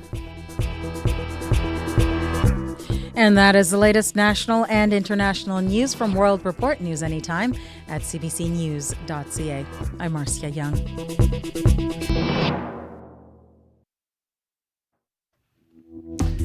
Good morning, Manitoba, and hello, Winnipeg. I'm Marcy Marcusa with our team at Information Radio. This is CBC 89.3 FM, 990 AM on that app and on YouTube. Thank you for joining us wherever you are. Well, there are a lot of people not in places where they want to be. 17,000 people evacuated from north to south, and many of them saying, I'm not even in Manitoba. As you've been hearing, some of the evacuees from the wildfire zones are in Niagara Falls. Today, we're going to hear in a moment live an interview with the chief of Pimachikamak Cree Nation, Chief David Monius. He wants the province to use the Emergency Measures Act to free up more hotel rooms in Winnipeg. In a letter he wrote to the province, he said, Minister, you have the, quote, clear legal authority and moral responsibility to act decisively. So we're going to talk to him more about the situation. Also this hour, how can you help? A lot of you have been asking us. We've put together a series of interviews about different places that are accepting donations. So these are for all kinds of different things in different evacuees in different parts of the province. So we're going to check in on Brandon as well, where they're housing a number of evacuees there, hundreds of them there, I should say, and also on different donation drives here in the city of Winnipeg. So that's coming up just before 8. Right now, let's hear more from those people who are displaced. Heather Wells has our news headlines. Good morning. Well, Shirley Robinson is a counselor at Pimachikamak Cree Nation, and she has been working to make sure everyone from her community makes it to safety. She says some people are still there, and her colleagues on the ground won't leave until everyone is safe. We'll hear more from her. Also, Saging First Nation hosting hundreds of evacuees from Tatasqueyak, more than 300 headed south to Saging on Sunday. We're also going to take you to the Manitoba legislature, where while you slept, MLAs have been up voting through the night on dozens of bills they want to pass before taking their summer break. They are still voting this hour. I'll be back with more Manitoba news at 7:30. Thank you very much, Heather. You're welcome. All right, let's get into what is happening in the weather forecast and in the traffic situation. So I'm actually going to start with traffic here. So, of course, Louise Bridge, we continue to remind you, is closed until the end of July. That's been extended. We also can tell you that there's some highway closures up around the zones where the wildfire smoke continues to be a challenge, and depending on which way the wind blows. So we need you, you're suggested, I shouldn't say we need you to, but it's suggested that you call 511 if you're traveling anywhere in the fire zones, just to understand which highways are closed and and what is going on because of all the different situations. So 511 for that. And within the city of Winnipeg, if you do need to reach us, please call us anytime. It's 788-3093. And otherwise out there, things should be moving pretty smoothly this morning with no major problems to report. But if you do see something and need to pass it along to our CBC listeners, please let us know at 788-3093. Right now, we are going to turn our attention to Abby to find out what's happening in the weather. It's sunny in the southern part of the province, mostly sunny conditions. We're seeing a few clouds spotted here and there, some showers, some smoky skies affecting areas in the south central region into the Power Flin-Flon, tracking it all the way up there, where we have that special air quality alert in effect, tracking it from the Interlake region all the way down to the northern part of the province. Smoke is affecting the people up there, so you need to take care outside. Conditions in Winnipeg at this time, 13 degrees. We're warming up to 24 today, and that's what the conditions actually look like in every other part of the province in the southern region. But up north, we still have that light showers and the forecast for Thompson and Churchill, where we have smoke in the air in Flin-Flon and, of course, the Gimli region. But for now, Winnipeg, we are at 13, warming up to 24.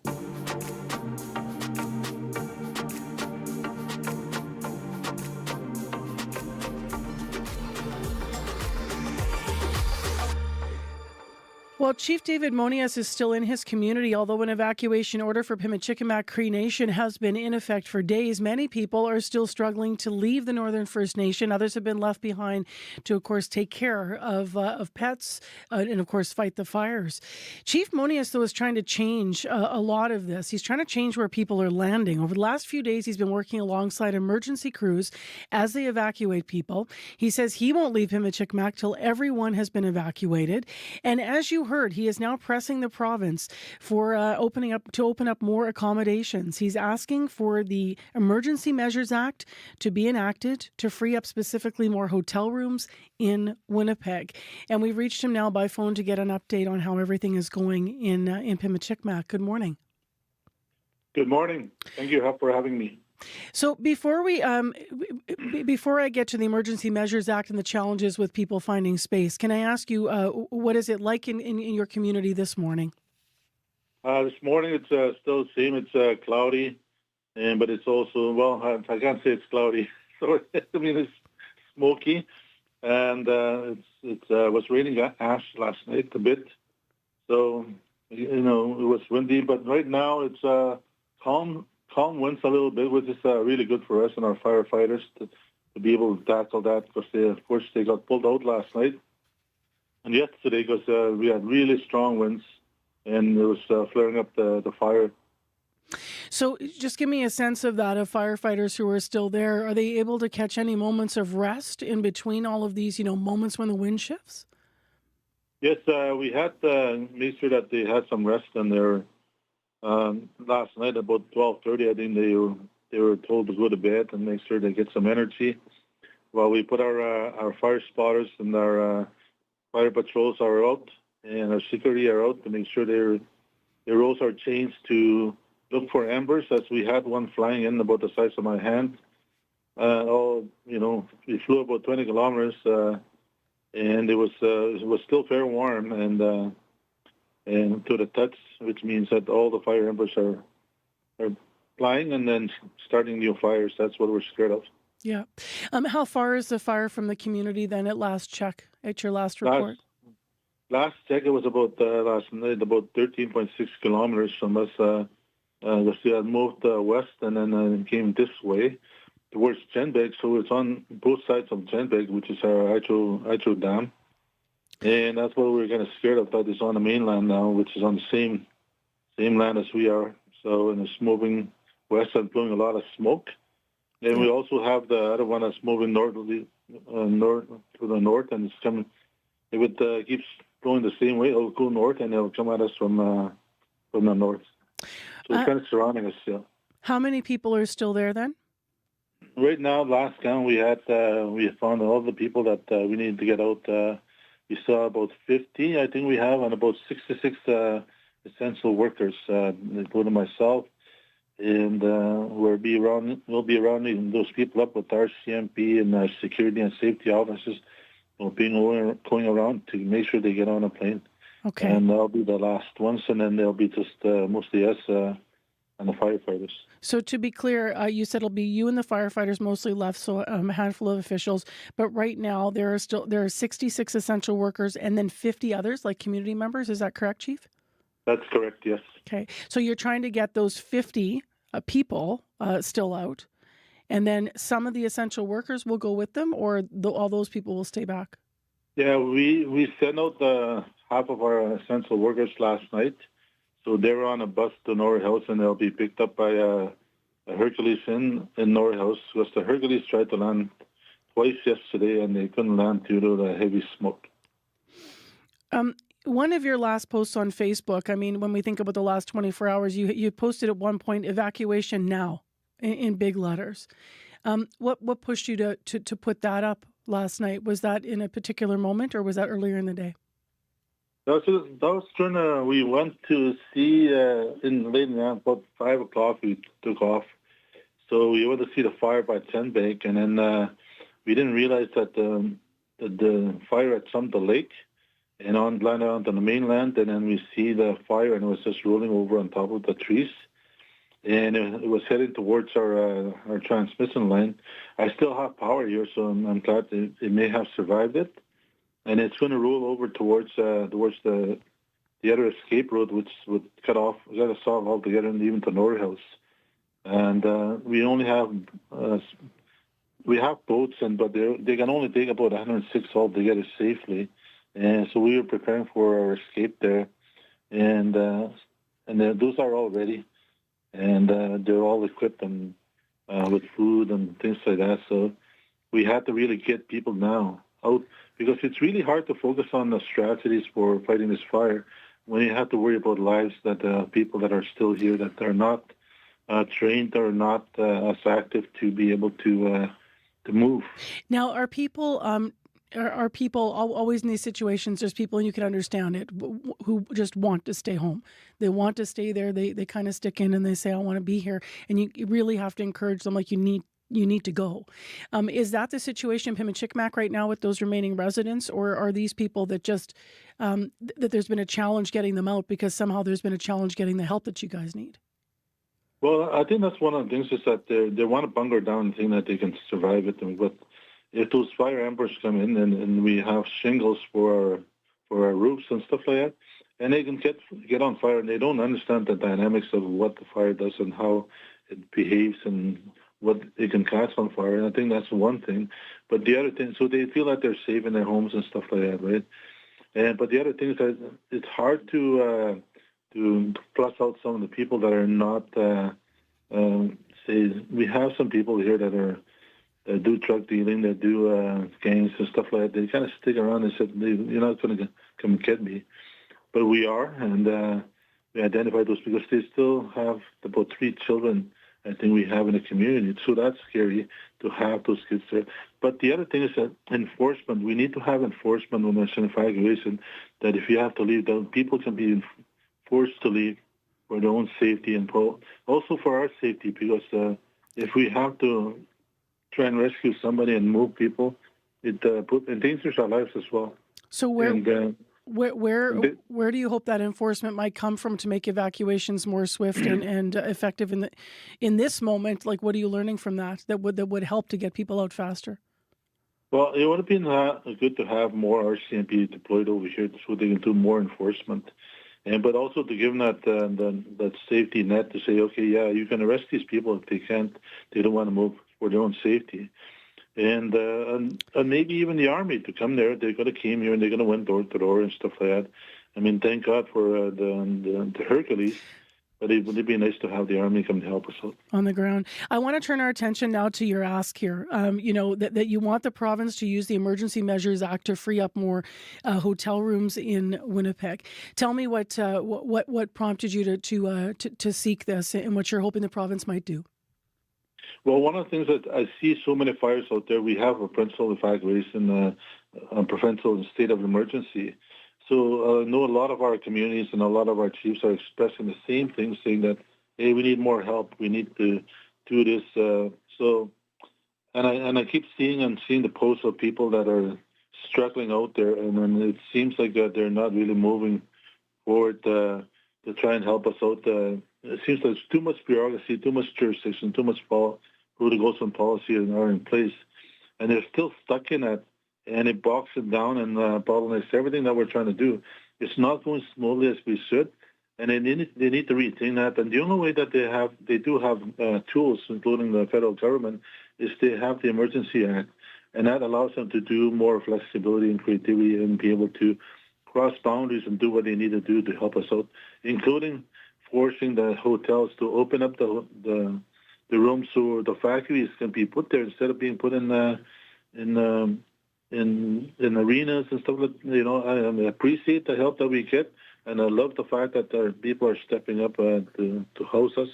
But our people need privacy. They need to make sure they have their own beds for their children, special needs. We had so many autistic and special needs children that were out in those mass evacuation, receiving entities like the arenas and stuff like that, and they don't belong there. We have predators that are coming in. We have people trying to come and sell drugs, and we have people. You're talking about some specifics here, like predators coming in and people coming in to sell drugs. So I just want to. Where specifically are you talking about? Like for instance, in Lila, they have a mass. That's where about 200 people are staying there. So you're alleging there's some problems at the Lila Evacuation Center. We can't verify that live here on CBC in this moment, but you're saying it's not a safe place for your people. You don't feel. We can't verify it, but I can tell you the stories that I'm getting told by people of what they've experienced. Okay. And that's where I get my information from. Yeah.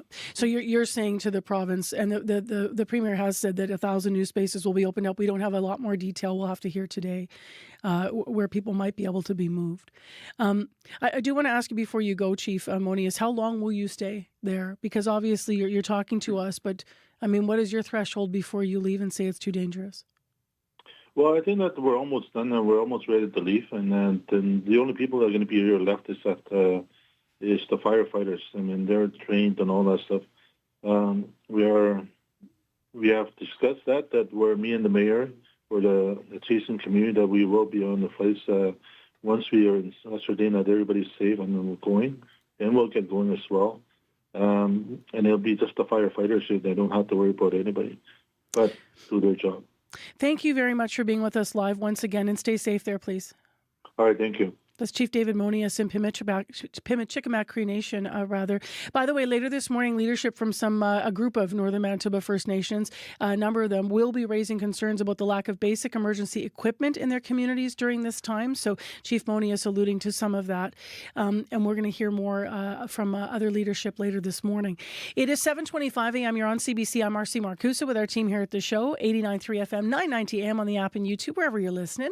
Should be a decent morning out there in Winnipeg at least. Less smoke in the air, no advisory, mainly sunny and 13 if you are out and about already, maybe waiting for the bus, getting ready, getting into work. Let's turn our attention now to a regular feature on the show, and that is morning sports. Scott Reguer is with us live. Good morning. Hey, Marcy. So let's start with tennis today, where we're in the quarterfinals of the French Open. What's standing out for you? I think the sheer quality. A match this morning has Belarus's Aryna Sabalenka facing China's Qinwen Zheng. The former, Sabalenka, is the world's top-ranked player at the moment, and the latter is the defending Olympic champion, Zheng having claimed her gold medal on this same clay court in Paris. The match wound up just a short while ago, Sabalenka winning it and thus going through to the semifinals. Meanwhile, in the men's draw, top seed Jannik Sinner will play for a spot in the semis tomorrow, Marcy. He will be a heavy favorite against Kazakhstan's Alexander Bublik.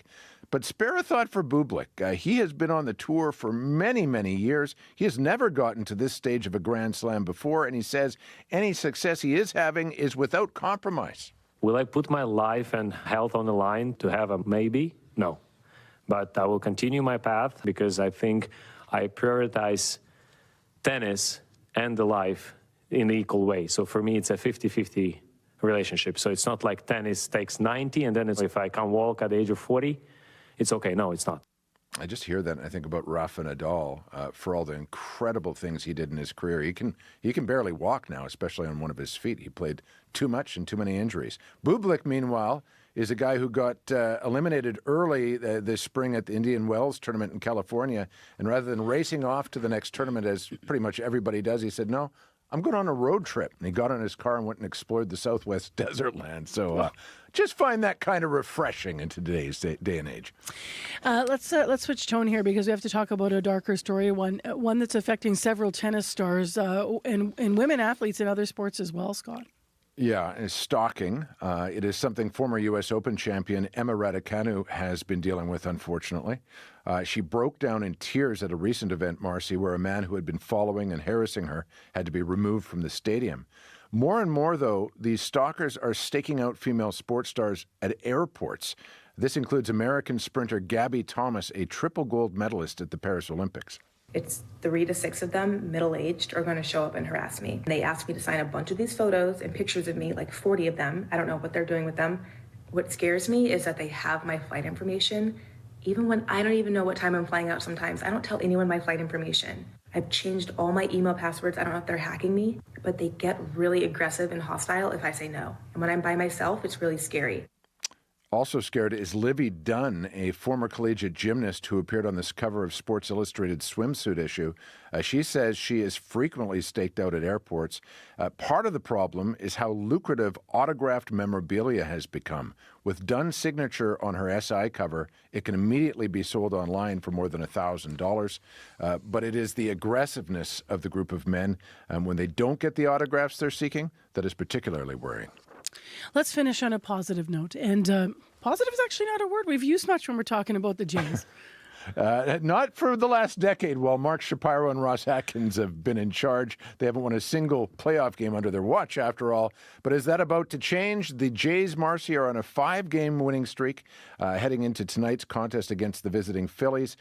In May, last month, they had the fewest strikeouts of any team in baseball, the 6th best offense, and they're getting contributions from the likes of Vladdy Guerrero and Bo Bichette to Addison Barger and Nathan Lucas. So, you know, these are exciting times for the Jays, who will try to make it 6 wins in a row tonight against Philadelphia. All right, go Jays, go. Yep. Thank you. You bet. That's Scott Regehr with Live Morning Sports on CBC. In traffic, 511 for highway updates, 788-3093 to report anything else, and we'll touch base with Sierra right after your CBC Winnipeg News. This is CBC News. Good morning. I'm Heather Wells in Winnipeg. At 7:30, it is sunny. It's 13 degrees. We're going to see a few clouds move in this afternoon. Risk of a late day thunderstorm, hazy and windy, a high today of 24. The pressure is on to make room for northern Manitoba's wildfire evacuees.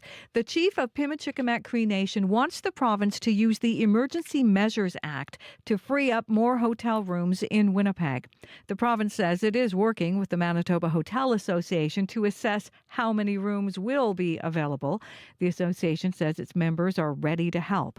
Rob Sankar at Winnipeg's Viscount Gort Hotel says they have about 36 evacuees staying there through the Red Cross. The hotel currently, he says, has 40 rooms set aside waiting to be occupied. This type of evacuation, this is in my years in this business, I've never seen this many people being displaced. So it's going to be a real challenge for the provincial and federal government to try to figure out what to do. Sankar says his biggest concern is if there are more evacuations, then there's nowhere for people to go. Now, leaders in Pimachikamak Cree Nation are still working to get community members to safety. Last week, a mandatory evacuation order was issued for the First Nation, also known as Cross Lake. Councillor Shirley Robinson has been meeting with evacuees as they arrive in Winnipeg. That really hurt. Seeing your people come off the Hercules with their children, holding their children's hands and their little infant babies, you know, it hurt me, it broke me. Robinson says the chief and council won't stop until every community member is safe. Now, some people had to spend the night stranded outside Norway House after the main highway was shut down. The province closed Highway 373 from Highway 6 to Norway House because of poor visibility from wildfire smoke. Some drivers tell CBC they plan to sleep in their vehicles until the road reopens. Edmund Bradburn lives in Norway House. He drove out earlier yesterday to see his daughter. Then I went back, and the fire was on the road already, coming on the road. There was smoke and everything else. And they were stopping traffic already, so we came back. And I've been sitting here ever since. Bradburn says he has slept on planes before, so sleeping in his car won't bother him. Saging First Nation is hosting hundreds of evacuees from Titasqueat Cree Nation. More than 300 headed south to Saging on Sunday. Saging's chief, E.J. Fontaine, says cots were set up in the local arena, and he says they're seeing a lot of children and elders. They were just happy to get to the arena. They showered. We fed them right away. We gave them water, juices. And, they're very quiet. It's been a traumatic day for them. They were just happy to bunker down and settle in with their families. Fontaine says Saging has largely been covering the cost to bring Titasqueat evacuees to safety. A Manitoba Métis musician and mother says when she heard about the needs of evacuees in Winnipeg, she had to do something. Katie St. Germain says she knew she had to help out after hearing evacuation centers were low on critical items for babies. She put out a plea on social media and raised close to $3,000 in 24 hours. St. Germain says she made a Costco run and filled up the back of her truck. Really needing diapers, wipes, formula, things like that. So I kind of focused on that for now. And I'm a mom of three kids. I know how it is, especially if you had to leave in a hurry and you don't have those supplies. That was kind of where I started my focus, and we'll move on from there. The Manitoba Métis Federation says it has a new drop-off location for donations. It's at 25 Ray Morius Road in the Transcona Industrial Park. MLAs have been voting through the night, and they're still voting this hour on dozens of bills before they get to take their summer break. One of the bills up for final approval is one to reduce interprovincial trade barriers. Another bill expands school nutrition programs, and yet another bill amends the Human Rights Code to add protection based on gender expression. In all, more than 30 bills were scheduled for a final vote before that summer recess. Pride Winnipeg is disappointed the Manitoba PC caucus skipped out on this year's Pride Parade. The PCs did not have a formal entry in Sunday's parade. It was the party's first absence since 2016. PC leader Abi Khan says he had a prior commitment on Sunday, the day of the parade. MLAs are free to attend if they wanted to attend. I don't know what every MLA schedule was. I know my schedule was as it was. But again, also, I had a prior commitment. I wasn't invited, and I don't want the story to be about me attending Pride. Pride Winnipeg President Barry Karlinzig says Khan and his caucus do not require an invitation to be part of the Pride Parade. You can find the latest news updated throughout the day, including the latest on the wildfire developments. Just head to cbc.ca/Manitoba. All right. Thank you, Heather. You're welcome. It is right now 7:35 a.m. and you're with Information Radio on CBC. It is Tuesday morning. Thank you for joining us wherever you're listening from. And I just want to say welcome, because if you're not a regular listener and maybe you find yourself in Winnipeg and you're tuning in this morning because you're an evacuee, then we hope you're doing well. I actually kind of hope you're not listening. I hope you're sleeping in. 7:36 is the time right now. We're going to talk more about where to make donations, by the way, this half hour. A lot of people have been asking where they can help, and we're going to walk you through some of the things that have been set up. So stay tuned for that. We have a series of interviews. Right now, though, let's find out what the day is like in terms of the weather. Here's your regional forecast with Abby Adiyemi. Good morning. Once again, looking at conditions from the south, tracking it all the way up north. It's mostly sunny with some clouds. We're seeing showers here and there and smoke in many areas across the province. We have that air quality warning in place, special air quality alert in place for the Interlake region, tracking it all the way down to all the way up to the northern part of the province, which is bringing poor air quality and reduced visibility due to that smoke from the fire. Also, that is impacting flame and surrounding areas. For Winnipeg at this time, 13 degrees, sunny conditions outside. The sun is going to be sticking around today a few clouds this afternoon. We do have this small chance of showers or thunderstorms in the forecast. Skies will stay mostly hazy. We'll see the winds come from the northwest. High will be around 24 degrees today. For the Pembina Valley region, similar to Winnipeg in Modern Winkler, Alton and Morris, down to the U.S. border, sunny already. Temperatures around 13 degrees. The day will stay mostly sunny. Some clouds will crawl in later. We do have that slim chance of showers or thunderstorm in the forecast also, and high will be around 23 degrees. In the Westman region, Brandon is still around 8 degrees at this point, also mainly sunny. Mostly sunny conditions for today. Some clouds will roll in late in the afternoon. We have that slim chance of showers in the forecast, plus a slim chance of thunderstorms also to come. High around 20 degrees. Dauphin is at 11 at this point. Expect sunny conditions, then some clouds will roll in later. We have this good chance of showers and possible thunderstorms in the afternoon. High near 21 degrees. For the Interlake region, where we have a special air quality statement active due to the wildfire. Right now it is 10 degrees and smoky in that part of the province. Expect sunshine through those smoky conditions and a mix of clouds later. High around 21. The powerful influence surrounding areas, we're looking at temperatures around 11 degrees at this time. Also smoke impact in that region, high 16. And Thompson, 8 degrees. The day is going to stay mostly cloudy. We have that slim chance of showers in the afternoon, high 14. And Churchill, cloudy at 5 degrees, high 7 later. All right, thanks, Abby. Thank you. Sarah Sanders is in for Corey and here with our traffic and commute report. Good morning. So Frank called about westbound Dugald Road, and that's because all westbound lanes are closed for construction. This is from Plessis to Ravenhurst, and that construction is expected until July 4th, so expect some delays in that area. As well, another construction closure to note that might cause some backups. That's on Arlington, and this is from Ellis to Sargent. All northbound lanes are closed until June 20th for waterwork, so try to find an alternate route there. As we've been mentioning, there are some highway closures. As Heather mentioned, there, Highway 373 from Highway 6 to Norway House is closed. That's because of poor visibility from wildfire smoke. As well, Highway 10 is closed in both directions from Highway 39 to Sturgeon Landing Road. And again, that's because of a fire in the area. If anything is slowing you down out there, you can call the CBC commuter line. That's 204-788-3093. Okay, before you go, don't overthink it. At what age did you learn to cook? I'm still learning. Is that a fair answer to say? I feel like I'm still learning. Totally is. Abby's got to throw his mic on, though, because I think he's going to make us both, he needs to cook for both of us. At what age did you learn to cook? 9, 10. Like 10 years old? Yeah, because really? I started by just boiling the rice. Yeah, see, I don't know. My mom did everything. There, give my mom props, telling the truth. I'm asking the question because that's what our next story is about here on Information Radio. So if you love to cook, who in your house does love to cook? They say cooking is a skill that all of us should have. And that's why the Little Chef Institute in Winnipeg believes you're never too young to start learning. They offer cooking classes to kids from ages, ready for it? 3 to age 12.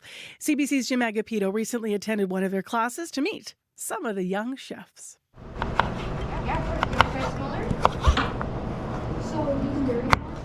Why did you want to learn how to cook? I always watch cooking shows with my family when we're eating dinner, so that kind of inspired me. So tell me, why did you want to take this class? Because when I'm older, I want to be a professional chef. Okay, so this is a good starting point for you. Yeah. Okay, what are some of the things that you've learned so far? How to use a bench scraper, how to properly use a knife. My name is Sophie Fiola. I'm the director of Little Chef Institute, and we are in the kitchen for one of our cooking classes today. Yeah. So the kids come in, they pick out an apron, and then they grab their spot over here at their station. Today they're practicing knife skills, so they're gonna look at different vegetables and learn how to cut them and really practice that skill. But some days we might have oven and stove safety. Some days we might have how to read a recipe, how to measure flour and stuff like that. The blade of the knife is going to rub against our knuckles right here. This protects our fingertips, again, from getting cut. We're using our bench scraper to scrape this. What inspired you to create cooking classes for kids? One of the things that we're finding is that a lot of kids are losing their food literacy skills. Parents are just too busy these days to teach their kids how to cook. and you don't have like home ec classes in schools anymore. So there's like not only is there a demand for cooking classes, but there's also a need. So it was kind of serendipitous, and that's why we're here. What's the benefit of teaching kids to cook so young? I mean, the younger you start, like the more kind of invested they are in the process. And especially with young kids who are picky, it can be a really good way to introduce them to different like fruits and vegetables and just help them develop a more varied palate. Because if the kids are involved in the cooking process, they're more likely to want to try the food. So where you put like one hand on both sides, and then when you do the carrot, that way you've got like really good control over it. A lot of kids actually don't know how to read recipes. Because if you think about it, there's like a certain literacy to reading a recipe. So for example, like, you know, if you look at a recipe and it says 1 cup of walnuts chopped, that's different than 1 cup of chopped walnuts. Our philosophy is really just to like give them the space to learn to do things by themselves. Like we don't want to do things for them. We want to encourage them to do as much by themselves as possible. I like to cook pasta. Pasta? Yeah, who doesn't like pasta, huh? And you cut some carrots already, and you cut some, what did you cut there? Cucumbers? Yep. Nice. Do you want to one day cook for your parents? Yeah. Okay, what do you want to make them? Pasta? A cake. A cake? For myself. Okay, for yourself. I like that. What? Okay, why did you want to take this class? Because I like it. You like cooking? Mm-hmm. You know, they see their parents cooking, and like that's an age where you really like learn by watching, and they want to be involved in the process. So, you know, we kind of give them the space to like go for it. So we have crispy chicken sandwiches. So you guys are gonna have a wrap or a bun, and then you guys can eat it with your vegetables that you cut today. And then we have hummus and ranch for dipping. I think my favorite story is like one of the parents told me that his 8-year-old son made them pancakes, and his mom and dad just got to sit there and sip their coffee and have their child make breakfast for them. When that parent told me that story, I was like, oh my God, I did it. You know, yes, we nailed it. That was a CBC's Jim Agapito out at the Little Chef Institute in Winnipeg. He spoke there with some young chefs, Colin, Jackson, as well as Maya and Peekaboo, and the school's director, Sophie Fiola. For more information about their classes, you can visit their website. It is Lil, like L-I-L, lilchefinstitute.com. You can also find them on Instagram. They're under the handle Lil Petit Chef. Ever hear a really good radio show and fall in love right away? Fall in love at first listen with the CBC Listen app. Find CBC radio shows like As It Happens and Now or Never and stream them anytime, anywhere for free. Download CBC Listen today. Time right now is 7:45 a.m. on 89.3 FM. I'm Marcy Marcusa. Thank you for joining us here on the show. Travis Peterson, as well as Sierra Sanders and Abby Adiyemi behind the glass on the program today. Heather Wells in our news center. Next headlines before 8 o'clock about the latest on the wildfires and evacuations and the call to free up more accommodation here in Winnipeg. Also, we have quite a report coming from CBC's Adrienne Arsenault. You may have been on Newsnet or on the National last night seeing part of this. She is CBC's chief correspondent, of course. She got exclusive access to the military rescue effort in northern Manitoba yesterday. And so we're going to hear more about what it was like to fly to Pukatawagan in the back of a Chinook helicopter en route to rescue people escaping the wildfires. So Adrienne Arsenault will join us live here on the Information Radio on our local show here after 8 o'clock. She's going to be with us. Next on the show, though, it is one of the number one questions that people continue to write to us about here. How can I help? People are asking. As the flights continue to make their way south from the wildfire zones and evacuees settle into our cities and communities, their needs will soon be fully understood. So next on the show, we have 3 guests coming up back to back to back to talk about how to help. The first one is actually coordinating donation efforts in the city of Brandon. I've just seen her pop up on Zoom, so I'm switching gears here. I'm hoping we can start with Natasha Marion. She is the Indigenous Community Coordinator with Brandon's Urban Aboriginal Peoples Council. Good morning, Natasha. Good morning. How are you? I'm well. So tell me how many evacuees you guys are coordinating in Brandon right now. So at my last update last night, we have around 400 evacuees, but we were informed at one of the hotels that we were visiting that 2 buses would be coming in from Winnipeg to help with the efforts. So we anticipate that number to rise. How are Go you? ahead. How are you doing with space over there? Do you have cots set up in certain places, or are people finding hotel space still? Actually, the city response has been incredible. We currently have all of our guests staying at hotels, and what we're trying to do is keep them all in the same hotels with their communities. So, of course, with accommodations and hotels, there's our reservations. So, the city has stepped up, and we are prepared to house further evacuees if needed. And the hotels are currently very accommodating for our guests. We've had no issues with delivering meals, coordinating events for our evacuees. So it has been a citywide effort. If you have to set up cots, where would they go in Brandon? We have the Keystone Center ready on standby, is what I've been told. And that is quite a large arena. So, of course, we will make accommodations, and that can house, of course, hundreds of people should it be needed. So let's get to their needs for these folks. What's it been like for you trying to coordinate donations? I hear your phone's been ringing off the hook.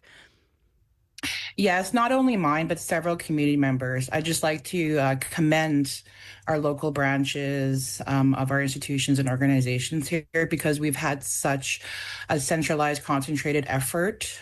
First Nation representatives, Red Cross, our mayor, we've all coordinated together to have a response team ready here to work with Red Cross. We're here to support.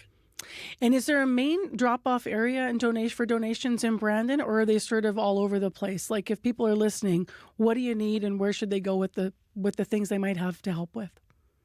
I'm very happy you asked that. We definitely have specific needs. So what we're looking for right now is baby items, which can include strollers and playpens, formula. We need kids' toys and games. We do have a need for there is some, Tylenol.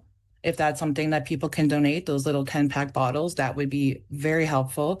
We've had a lot of businesses reach out and to donate Pampers, wipes, and needs. As always, there's a lot of donations pouring in, but we're going to ask people that they do not bring bulk items, as we understand that many people will be returning home and they cannot bring these items with us. So what we'll be doing is we'll be storing these items, for the next certainty of a wildfire, because unfortunately that is our new reality, is that we understand and are aware that the climate change has created these emergency situations. Do you want people to drop? I'm just going to interject there because you're talking about the bulk donations. I want to ask you whether or not, because we always get this question, are monetary donations better? Monetary donations, absolutely. As always, please donate to your local Red Cross, but we are accepting cash donations to meet specific needs of our community members. We have gone with other groups to the hotels and directly talked to evacuees to find out what their needs are, what prescriptions are needed, what transportation is needed. So we do have specific requests from our evacuees. So donating cash, absolutely, that is something. And what we're going to be doing is at the Victoria Inn in Brandon, we're going to be opening up the Salon Room A, and that is beginning today. And what that is just a way for us to help Red Cross, and relieve them of some of the pressures, because people are currently dropping off donations to the Red Cross location, which is in the Imperial Ballroom at Victoria. So in order to help that, the community groups like Wijuan and our local members are going to be centralizing in this room, and we're going to be setting up to accept donations there, have representatives from the communities there able to answer questions, simply because people are confused. This is a very distressing time for everybody, and we want to make sure that we can ease that as much as possible. So we don't want to be sending them everywhere. So we centralize in the same hotel where the Red Cross is set up. Smart. So starting today, members can come there, and we'll also be taking shifts so we can be available for after hours, because Red Cross closes here at 6:30. They're doing an amazing job, and we're here to support that. So we'll be having Pampers, milk, things that are not available after hours to evacuees. We're going to make sure we cover that need. Thank you very much, Natasha. I have the Facebook for Wijuan that I'll give out to people. I also have the phone number I'll impart to people, and thanks for clarifying how you're trying to coordinate in Brandon. Then thank you for having me today. That's Natasha Marion, Indigenous Community Coordinator with Brandon's Urban Aboriginal Peoples Council. So as you heard, some changes today. For information on donations in Brandon and those drop-off points, it's coordinated through Facebook for Wijiwan. That is WIIJIIWAN. The phone number you can call in Brandon if you need info is 573, that's 204-573-6720. And some of the businesses have been donating and matching donations, all kinds of things going on in that community, and thinking about experiences for evacuees as well. Well, here in Winnipeg, Stephanie Mayer and the Manitoba Métis Federation have been doing a ton of work trying to keep up with donations. Yesterday, they set up a pop-up tent outside of the evacuation center at the Winnipeg Soccer Federation North Complex. A lot of people know it as the Leela Soccer Complex. That they changed their overall donation drop-off location as well, as you heard in the news, because of the generous response. So with us, Stephanie Mayer, Director of the Red River Métis Community Response Department with the MMF. Good morning to you. Good morning. How are you? I'm well. I heard you guys are run off your feet. Like first you did sort of help for, members of your Métis Nation, getting them settled. And then you just had so many donations. You're trying to paying everything forward, right? Absolutely. We are helping with every evacuated Manitoban right now. And we are connecting with our First Nation communities in order to streamline getting them the supplies that they need, specifically in OCN, just because of it's been funneled from the north. And so we are really wanting to get supplies to those different communities as well. So tell me a little bit about how quickly you realized your help could extend to other evacuees, because you have a center on McGregor that got full, and now your new center for donation pickups is in an industrial park in Transcona. Is that right? Yes, it is right. And we mobilized very, very quickly last week once things really started to progress. And just through the generosity of all Manitobans, as well as specifically our Red River Métis citizens, the amount of donations was completely overwhelming. We had bags stacked to the ceiling in one area of our drop-off zone. So yes, we have changed things slightly, and our new drop-off location is 25 Ray Marius Road. It's a huge warehouse, and this allows us to be able to distribute directly from there to the needs that we have recognized on the ground, whether it be different locations that they have congregates at, as well as reception areas. I just want to shout out also something else the MMF has been doing, because you guys started with your center on McGregor like last Thursday. You were really early with thinking about donations, but then you started sending buses to the different evac centers to bring people almost for a break from what you call caught cities. What was the reaction to evacuees to sort of, who might come and have a different, change of scenery, or maybe parents get a bit of a break while they're there picking out things and donations? The response was very emotional. And the first time we brought our bus over to especially the Leela complex, which is the largest location they do have right now, the relief that we were seeing on evacuees' faces was overwhelming. And I can say that we have really upped our game to really try and make this a great experience for our evacuees, recognizing that they haven't left their cot city. They are staying on a cot next to people they don't know with their children, so it can be very overwhelming for them.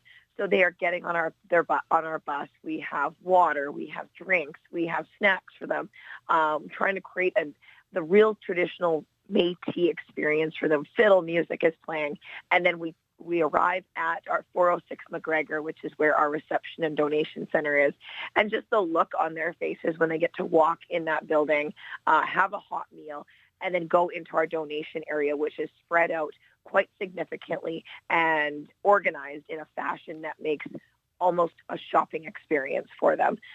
So it makes all the extra hours we are putting in very worth it. And I will also say that we are serving all of the Manitobans. So our bus will be starting again this morning at 9 a.m. And we will be going to these different reception areas, picking people up, bringing them directly to our donation center. Now, are you shifting that slightly? Will you still be sending the bus to Leela? Because I know now you've got that tent set up there that you're working with as well. Absolutely. And it's more than a tent. So one of our affiliates, Louis Riel Institute, we have a mobile classroom that is air conditioned. And that is what we have pulled in there. It's the size of a semi. So it's quite large. And we have set up the mobile unit. One of the first things we did recognize when we started bringing this bus is the immediate need we had. Evacuees were lining up and in very long lines in order to get on our bus. At that point, we've sat down and we decided we really need to remobilize here. And we have the stock to do it because of the significant generosity we are seeing from Manitobans. So that is actually going to be in operation today at 770 Leela, and that will run from 11 to 7 today. So we have been able to bring the hygiene products, the clothing, the diapers, the wipes directly to the evacuees through this mobile site. If people do want to continue donating and they want to go through MMF, is there a phone number or a website? Like what do we want to leave people with here? Absolutely, yes. Our toll-free number, and it operates 24/7, 1-888-362-2012. We encourage you to call the line with any questions or information, and we are collecting donations at 25 Ray Marius Road from 10 to 7 every day going forward, indefinitely. And just a last quick question. The first thing I started with was that you settled, members of the Métis Nation, and that you're doing wellness checks on them. So where are those people, and how many of them are there dispersed here, evacuees? So our Red River Métis citizens that are dispersed currently, we have close to 600 of them, and they are in various locations around the province. Okay. We were able to hit the ground running as soon as most communities were evacuating, doing wellness checks. And we do know where all of our citizens are placed right now. We are also utilizing all of our MMF residential buildings that we possibly can. And we are placing not only Red River Métis citizens, but have a number of our Cross Lake and Puckatawagan neighbors, just because we recognize that there is a significant need. Challenge with space. Yeah. Absolutely. For people from the north. We're off to news headlines. Stephanie, thank you for what you're doing. Appreciate having you on CBC. Thank you very much. Stephanie Mayer, the Manitoba MMF Director of Red River Métis Community Response Department. Here is Heather Wells with headlines. Well, the pressure is on to make room for northern Manitoba's wildfire evacuees. The chief of Pimachikamak Cree Nation wants the province to use the Emergency Measures Act to free up more hotel rooms in Winnipeg. Meanwhile, Rob Sankar at Winnipeg's Viscount Gord Hotel says there are about 36 evacuees staying through the Canadian Red Cross, and he says the hotel currently has 40 rooms set aside waiting to be occupied. We'll hear more coming up at 8:30. After 8, Adrienne Arsenault and her experience in Manitoba. Today on Q. I'm Talia Schlanger sitting in for Tom Power. Legendary punk rocker turned MTV icon Billy Idol turns 70 this year and is back with his 9th studio album. He'll tell you about his early days, his breakthrough, his drug addiction, and his eventual rebirth. Q this morning at 10:30 in Newfoundland, and on CBC Listen or wherever you get your podcasts. The CBC News is next. Coming up in half an hour, it's The Current with Matt Galloway. Summer's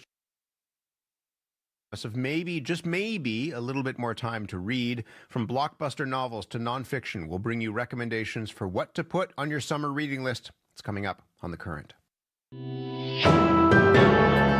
This is World Report. Good morning. I'm Marcia Young. Western Canada's wildfire crisis is forcing another evacuation. Residents of La Ronge and nearby communities in northern Saskatchewan have been told to leave. The order came as fast-moving fires breached the local airport. People have been told to head south to Prince Albert, but as Alexander Silberman reports, the evacuation itself is risky. Under a dark orange sky, more than 7,000 people in La Ronge, Saskatchewan have been told to flee. High winds pushing flames dangerously close to town. There's fire on both sides on the highway. Tom Roberts was one of hundreds of residents driving through hazardous conditions. And I've seen forest fires, and they don't show no mercy. Where they want to go, they will just burn. Heavy wildfire smoke and limited to zero visibility is making the evacuation slow, adding to the chaos, limited gas, and widespread phone and internet outages. And with the airport closed due to heavy smoke and fire, planes expected to airlift hospital patients to safety have not been able to land. With upwards of 8,000 people in Saskatchewan already displaced, volunteers are stepping up to offer shelter. The plan is to keep our operation going as long as we can here. Lionel Bird is helping to support evacuees in Montreal Lake First Nation. He says they're setting up cots in a school gym, preparing for more people from Larange. At least they'll have access to food every day and clean accommodation. The Saskatchewan government says it's now looking to Alberta to see if some evacuees could go there. Alexander Silberman, CBC News, Regina. Canada's minister responsible for our trade relationship with the U.S. is back in Washington today. Dominic LeBlanc's trip comes as the Trump administration prepares to double its tariffs on steel and aluminum starting tomorrow. Janice McGregor is in our parliamentary bureau. And Janice, what is LeBlanc hoping to accomplish?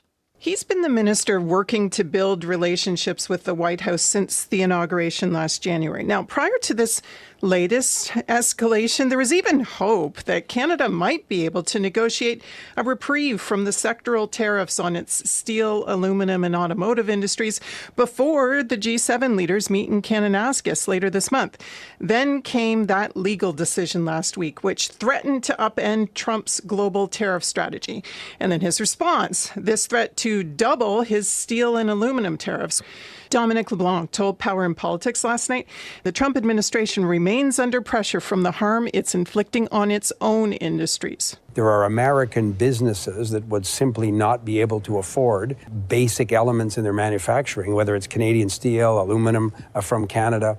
So in the end, will they proceed with this increase? We're obviously hopeful that we'll be successful in having all of these tariffs lifted.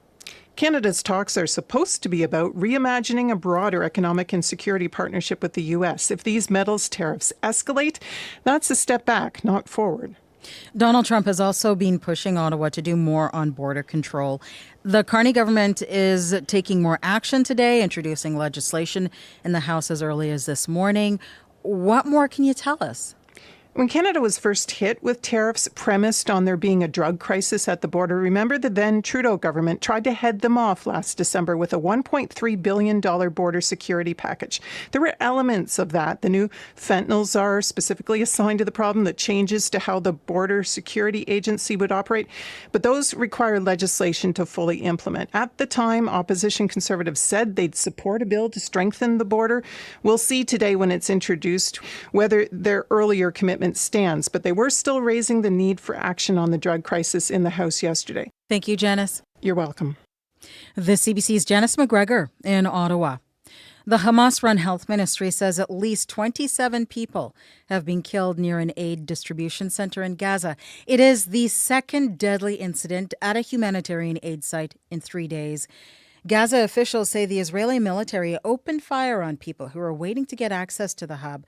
The IDF says its troops fired on what it calls individual suspects moving toward their position. The CBC's Tom Perry has the latest from Jerusalem. Ambulances arrive yet again at a hospital in Gaza, ferrying the injured and the dead. Bodies sheathed in white plastic bags, the wounded on stretchers, bandaged and bleeding. We received calls from several people near Rafah, says ambulance driver Sanger Al-Rayati. We found about 20 people dead and many with injuries to the head and chest, including children. Gaza's Civil Defense Ministry says Israeli soldiers opened fire on civilians as they waited to receive humanitarian aid. The Israeli military says its troops fired warning shots at what it calls suspects who had deviated from designated routes to receive aid. When those suspects did not retreat, it says soldiers fired at individuals that were advancing toward them. This is the second deadly shooting near a site run by the newly formed Gaza Humanitarian Foundation, the group backed by the U.S. and Israel that's been distributing assistance in Gaza. 31 people were killed Sunday near the group's aid distribution site near Rafah. Israel denies any involvement in those deaths. UN Secretary General Antonio Guterres has called for an independent investigation, saying the perpetrators must be held accountable. Israel's foreign ministry responded on social media, calling the Secretary General's comments a disgrace and chastising him for not mentioning Hamas. Tom Perry, CBC News, Jerusalem. Exit polls from South Korea's presidential election point to a win for the opposition. Supporters of Lee Jae-myung cheer as TV stations project he has won close to 52% of the vote. The ruling party is taking just under 40%. The government's defeat follows South Korea's recent political turmoil. In December, then-President Yoon Suk-yeol attempted to impose martial law. He was kicked out of office and impeached. The crisis created political chaos and deep divisions in the country. Voter turnout was one of the highest on record for South Korea at 80%. One day after voters elected a nationalist right-wing president, Poland's Prime Minister Donald Tusk has called a confidence vote. Nationalist candidate Karol Nawrocki won the presidency by a narrow margin in the weekend election. He ran on a platform that was skeptical of the European Union and opposes Ukraine joining NATO. In Poland, the presidency is mostly a ceremonial role, but it would allow Nawrocki to vote or to veto new legislation. A recently released RCMP audit says its 911 dispatch centers across the country are in trouble. It warns of dire staffing shortages, and as Catherine Tunney reports, if those shortages are not addressed, frontline Mounties and the public could be at risk. RCMP, bonjour. In this RCMP promotional video, its 911 dispatchers are showcased as critical players during an emergency, from taking urgent and sometimes distressing calls from the public. Guys, just make sure that vehicle's secure in case the firearm's in there. To making sure Mounties are safe out in the field. But behind the scenes, those dispatch centers are in a state of emergency themselves. According to a recently released audit, the RCMP's communication centers are grappling with severe staffing shortages across the country and employee burnout. The report says hard vacancies have doubled since 2017, while the number of soft vacancies, meaning employees on leave, has increased by 31% since 2019.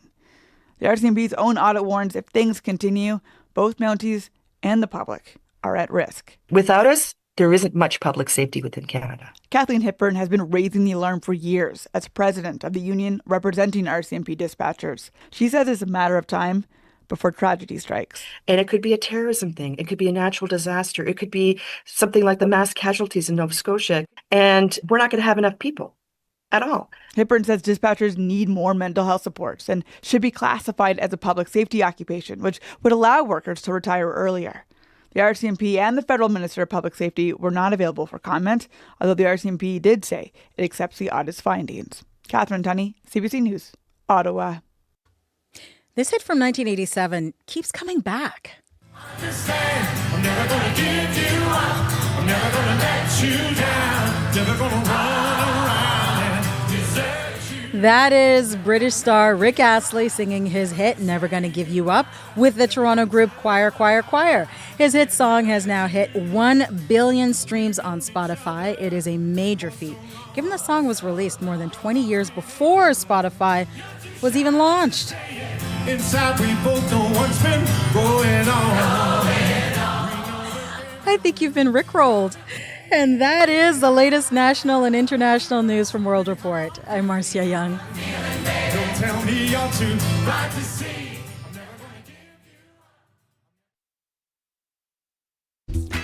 Well, good morning, Manitoba. I'm Marcy Marcusa. Thanks for joining us here on Information Radio on CBC, 89.3 FM, 990 AM on the app and on YouTube. It is in Winnipeg mainly sunny and about 13 degrees. And we don't have an air quality advisory from the smoke. So it just depends how the wind shifts, because yesterday was really something here in the city of Winnipeg.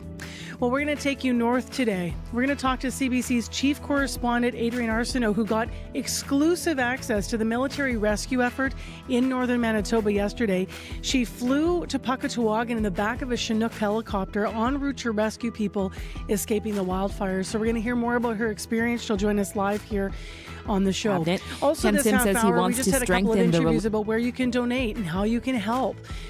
We are going to talk to a young student who actually took it upon himself to create a resource online. It's a really useful map that shows all the different ways you can donate. And he's been compiling it because he himself was motivated to give. So we're going to hear his story this half hour too.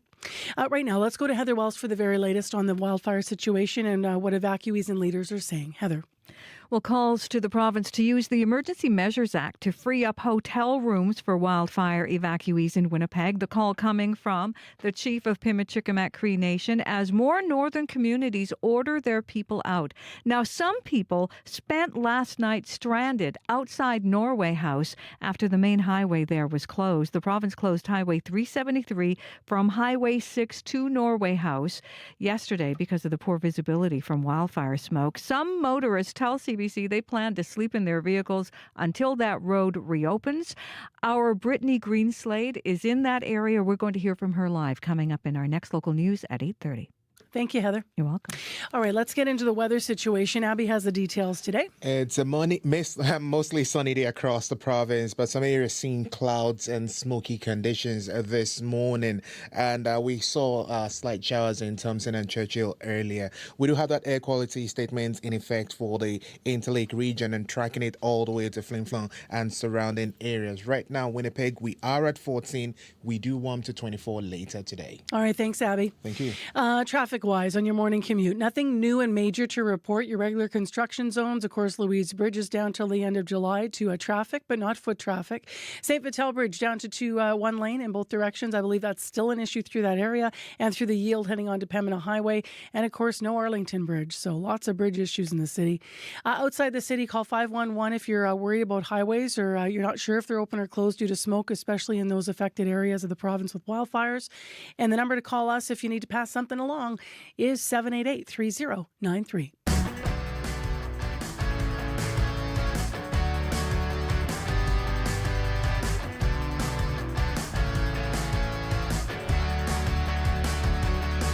Well, what an experience. CBC's chief correspondent, Adrian Arsenault, as I mentioned, got exclusive access to the military effort to get people out of harm's way in the northern part of our province. If you're watching our show on YouTube this morning, you're going to see some images of this.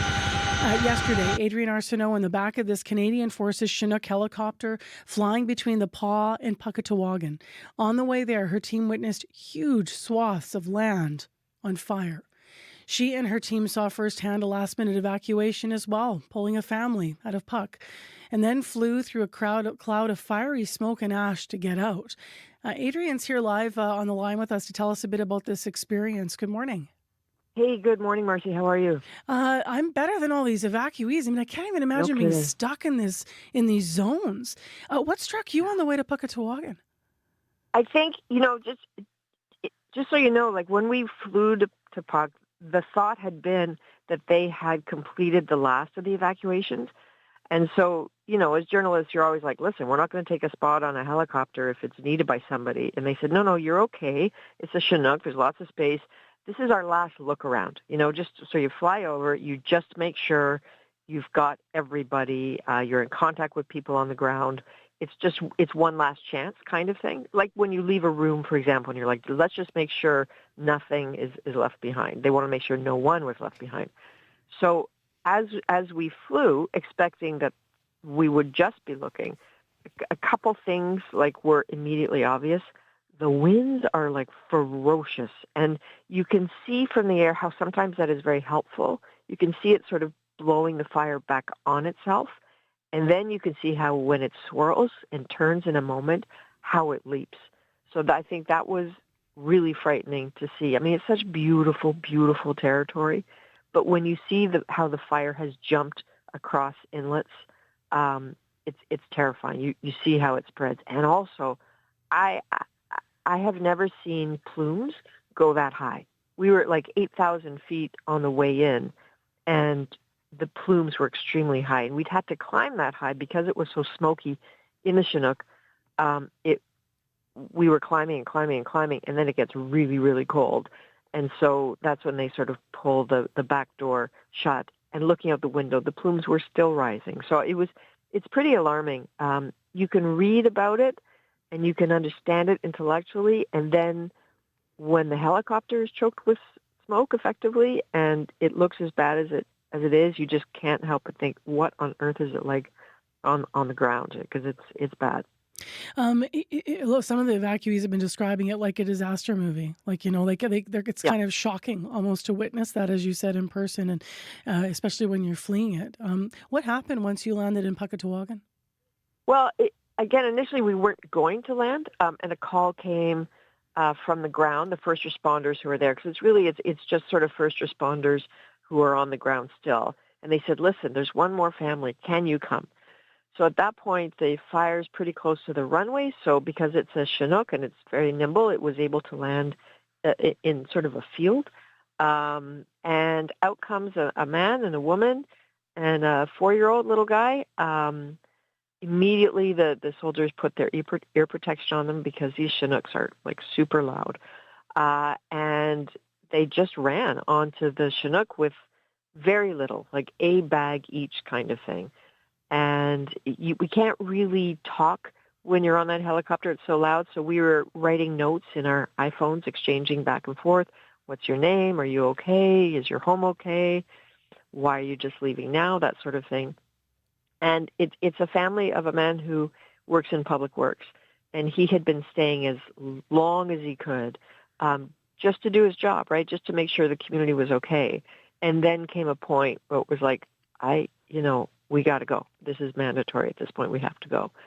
So that's why they jumped. And everybody was working very hard to sort of keep the little guy warm, entertained, a little bit of food, lots of high fives, big smiles. The officers gave him like a patch, a mission patch, and all of that stuff. But that's when the sky changed a bit. I don't know if you've seen the pictures, Marcy, but you had some dramatic moments on the way out of there. Yeah, it was interesting. The crew of the Chinook had seen that the day before. I'd never seen that before. What happened is we're very high. We're almost 9,000 feet. It's daylight, middle of the day. And then it's like everybody turned the lights off on the world. And the Chinook became very dark. And outside it was orange. It was just orange. And if you look through the windows, you can see the ash falling on the windows. And we were going through like the fire cloud, even at 9,000 feet. And it was really stinky and really dark. And I would imagine if I was 4 years old and I had just left my home and I'm in this big, noisy, creaky beast, and then the lights go out effectively, it would have been terrifying. But he was a total champ. And, eventually they flew out of it and carried on because they're total pros. But I found that really quite striking about this fire, like what a monster it is. The color of the sky. I mean, if you go further north to Fox Lake, people have been sending in pictures. They'll be like in the morning, it's like pure orange when the fires, and then it'll all of a sudden be clear. And it's just the eerie color of the sky, that orange glow as you described. You talked about those pros, Adrienne. What did the forces members tell you about their work? Well, to a person, and, sometimes you have official conversations where you've got a microphone, and sometimes you're just sitting beside somebody and how you doing, how you holding up. Their demeanor and their words is they are honored to be doing this. And I know that sounds strange possibly, but some of these people are people who've been deployed around the world. But as one captain told me yesterday, to be a Canadian, pulling other Canadians out of harm's way, like it makes you stand up straight. It's pretty humbling. It is the right place to be at the right time.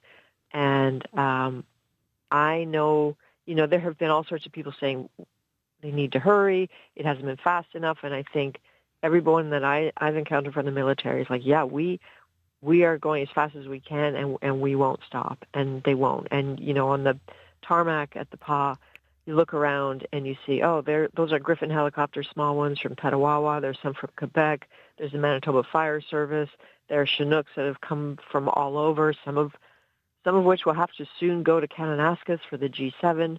I mean, it is all of Canada on that tarmac, trying to come together, knowing that this is just the beginning of the summer. So they are apprehensive, but complete professionals and very caring. It's eyes on all the people who are being evacuated all the time. There's like a very small washroom in a C-130 Hercules. When you get on it, you don't even know when you're on the plane that there is a washroom, but it's a tiny little one with a curtain. They were constantly watching to make sure, is everybody okay? Anybody need to use the washroom? We'll take you there. Don't worry, everything will be fine. It's it's a pretty caring environment for a big, creaky, noisy, bumpy plane and helicopter. In our last minute here, what do you think that Manitobans need to know about what's happening in the northern part of our province? I think they need to know how incredible the local communities are for looking after each other, for looking after their elders, for looking after the people who suddenly find themselves like from Cross Lake into Norway House, how they are staying and looking after the animals and making, the first responders are doing everything they can and putting their communities before themselves, which is incredible to see. I think they need to know that a lot of these people are going to need a lot of help. Like when you evacuate from a place like Fort McMurray and you can drive out, we saw cars stuffed with people's belongings.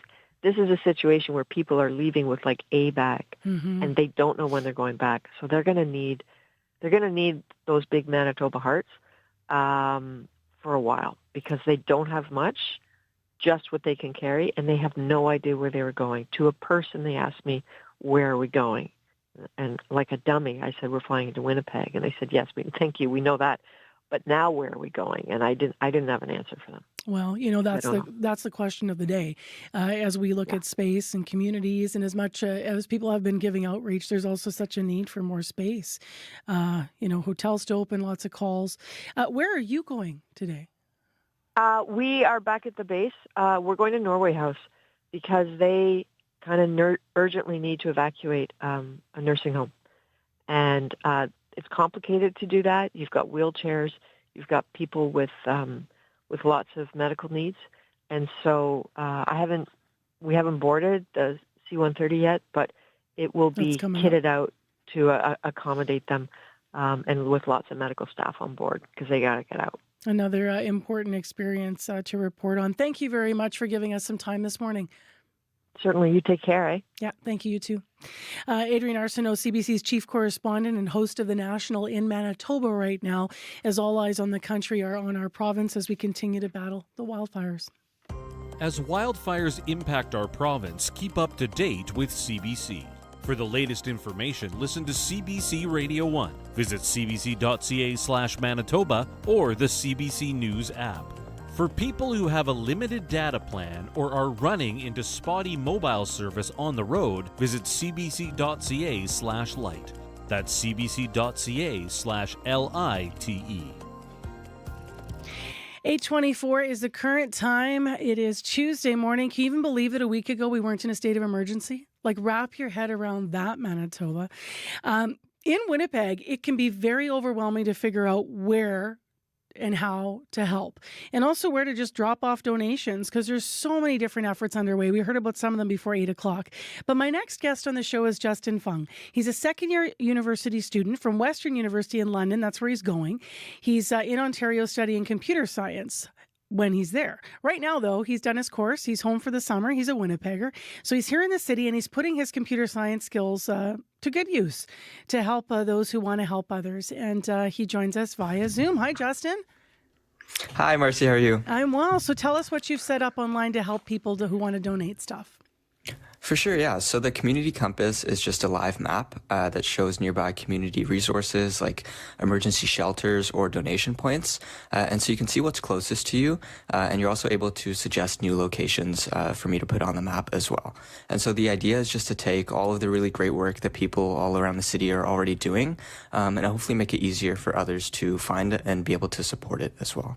Now, you made this really easy. So obviously your computer skills are coming to good use. Can you describe the categories you've got here? Everything's by color on my map. Right, yeah. So I think it's red for emergency shelters, and those are just a couple of the arenas that have been officially delegated by the city. And then I've got also a couple of green donation pins, and so those are the donation points that I've found across Facebook and a lot of the community groups.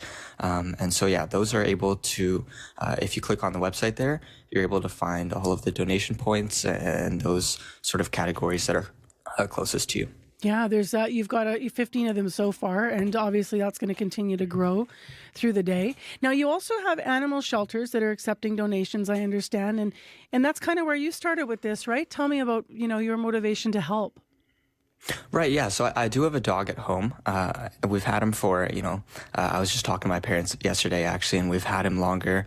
I've had him in my life longer than I haven't. And so I've had a pet for a really long time now. And so I was looking to make some donations of pet food, and there are some shelters that are looking for blankets or pails to feed their pets as well, and so that's how I started, and I was looking through Facebook and looking through a bunch of different sites to find where I could donate, and so I found that people were doing a lot of amazing work. They were posting in community forums and organizing drop-offs as well. And Marcy, you were able to highlight some of them earlier this morning as well. But just due, I think, to the sheer amount of people willing to help, I think information was really spread out across all these different groups and communities. And so my goal was just to build something that was able to connect people faster and more clearly as well. So hopefully help is, able to get where it's needed as quickly as possible. And you're precise with your information. So just so people understand this, when you go to the Red Cross, for example, there's a pin there. You're going to click on it, and things divert you to the official websites. So all of those links are kind of embedded for people as well. Yeah. Right. Yeah. So all of the official links are there. Sorry. And how it works is when you visit the site, you'll be prompted to share your location so you can see all of the wildfire resources that are closest to you. If you'd rather not share your location, that's completely fair as well. And you're just able to view a general map of the city. But afterwards, a bunch of different colored pins, like you mentioned, will pop up. And so they'll show different locations like emergency shelters, animal shelters, and donation points as well. And so if you tap on a pin of a donation point, for example, you're able to see what sort of specific donations they're accepting that they've listed in their Facebook posts or on their website. You're able to see their hours of operation and also a Google Maps link to that location. And so, like I mentioned, the goal of the website is hopefully just to be able to connect people to the wildfire resources that are closest to them. Just last, Justin, have you been through something like this before, or were you just, as you said, motivated as, through generosity to be someone to give? Yeah, no, so I haven't been, directly impacted by any of the wildfires so far. But it's been really great to see how strong the community's been and how everyone's been rallying around each other. I was listening in earlier this morning, and so it's really great to see all of the really good work that everyone's doing. And so, I'm just trying my best to do my part. Like you mentioned, I was home for the summer, university student, and so I was doing a lot of relaxing, probably a little bit too much relaxing. And so when the wildfires started really heating up and getting pretty serious, I figured that this might be, a chance to put my time to better use. And so I just wanted to challenge myself by learning some new comp sci skills, but also create something that could actually help people. And so I started building this website. Oh, sorry to interrupt. Just a small personal project. But yeah, hopefully, coming on this show and being able to share it with these different groups, it's able to grow into something that can make a real difference. I love that. I'm calling it the SSG, the Southern Safety Guild. I had those moments yesterday where I was putting my feet up, and it was a nice afternoon, and I just thought, I want to be doing something. I want to be helping. I want to be giving, volunteering. Yeah. Justin, thank you very much for being on Information Radio with us on CBC Live. I'll mention the website where people can find the Winnipeg Community Compass. Thank you. Thanks. So Justin Fung, the creator of the Winnipeg Community Compass, it is found through a website link, very easy to navigate, WPGCC, Winnipeg Community Compass, WPGCC.live. So you can check that out there, and you can click on the map and contribute and offer feedback. Speaking of people contributing, here's who worked on today's show. Our associate producers, Chidi Akuma, CA reporter Jim Agapito. In the news, Heather Wells, Megan Ketcherson, and Joni Nicolo. Our live team, Abby Adiemi, Corey Funk, Travis Peterson, and Sierra Sanders. Big thanks to everyone for their work this morning. Right now, it is time for your CBC Winnipeg News.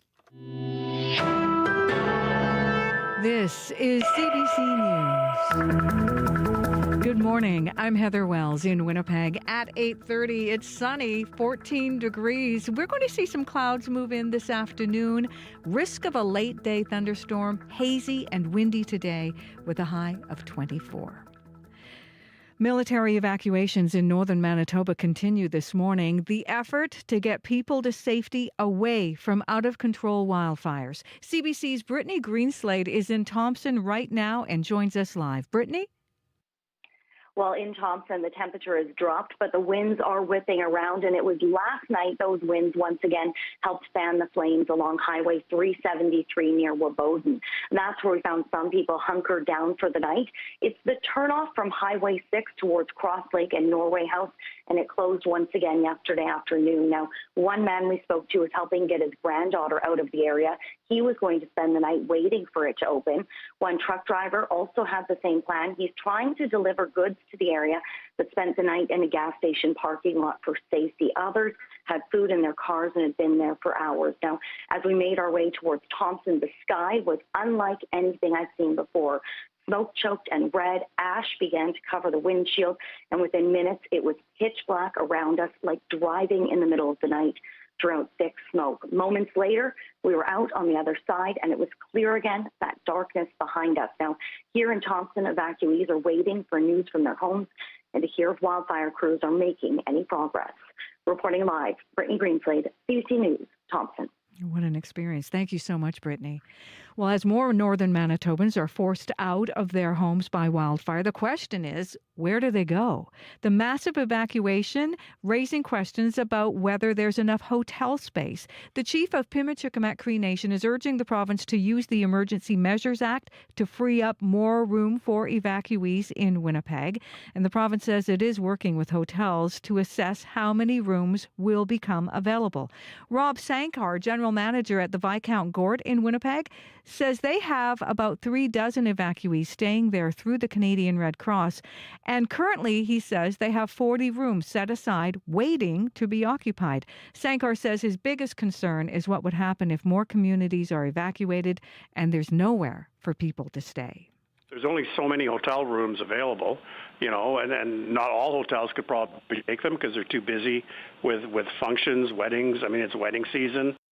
Sankar says in his years in the hotel business, he has never seen this many people being displaced. Leaders in Pimachikamak Cree Nation are still working to get community members to safety. Last week, that mandatory evacuation order was issued for the First Nation. Councillor Shirley Robinson has been meeting with evacuees as they arrive in Winnipeg. That really hurt. Seeing your people come off the Hercules with their children, holding their children's hands and their little infant babies, it hurt me, it broke me. Robinson says the chief and council won't stop until every community member is safe. When Katie St. Germain heard about the needs of some of the littlest wildfire evacuees, she knew she had to do something. The Manitoba Métis musician and mother of three started taking donations over the weekend. Within 24 hours, she had raised close to $3,000. St. Germain went shopping and filled the back of her truck with diapers and wipes and hygiene items. They were just happy to get to the arena, the show. Probably grab some formula and stuff like that for the babies, and hopefully keep it going. I have a lot of people that are wanting to donate playpens and high chair strollers, things like that. So I think I'll pick those up and also try to make a trip in later on this week. The Manitoba Métis Federation is taking donations now for evacuees at a new site. Items now can be dropped off at 25 Ray Morius Road. That's in the Transcona Industrial Park. In other news, some sleepy politicians are leaving the Manitoba legislature this hour.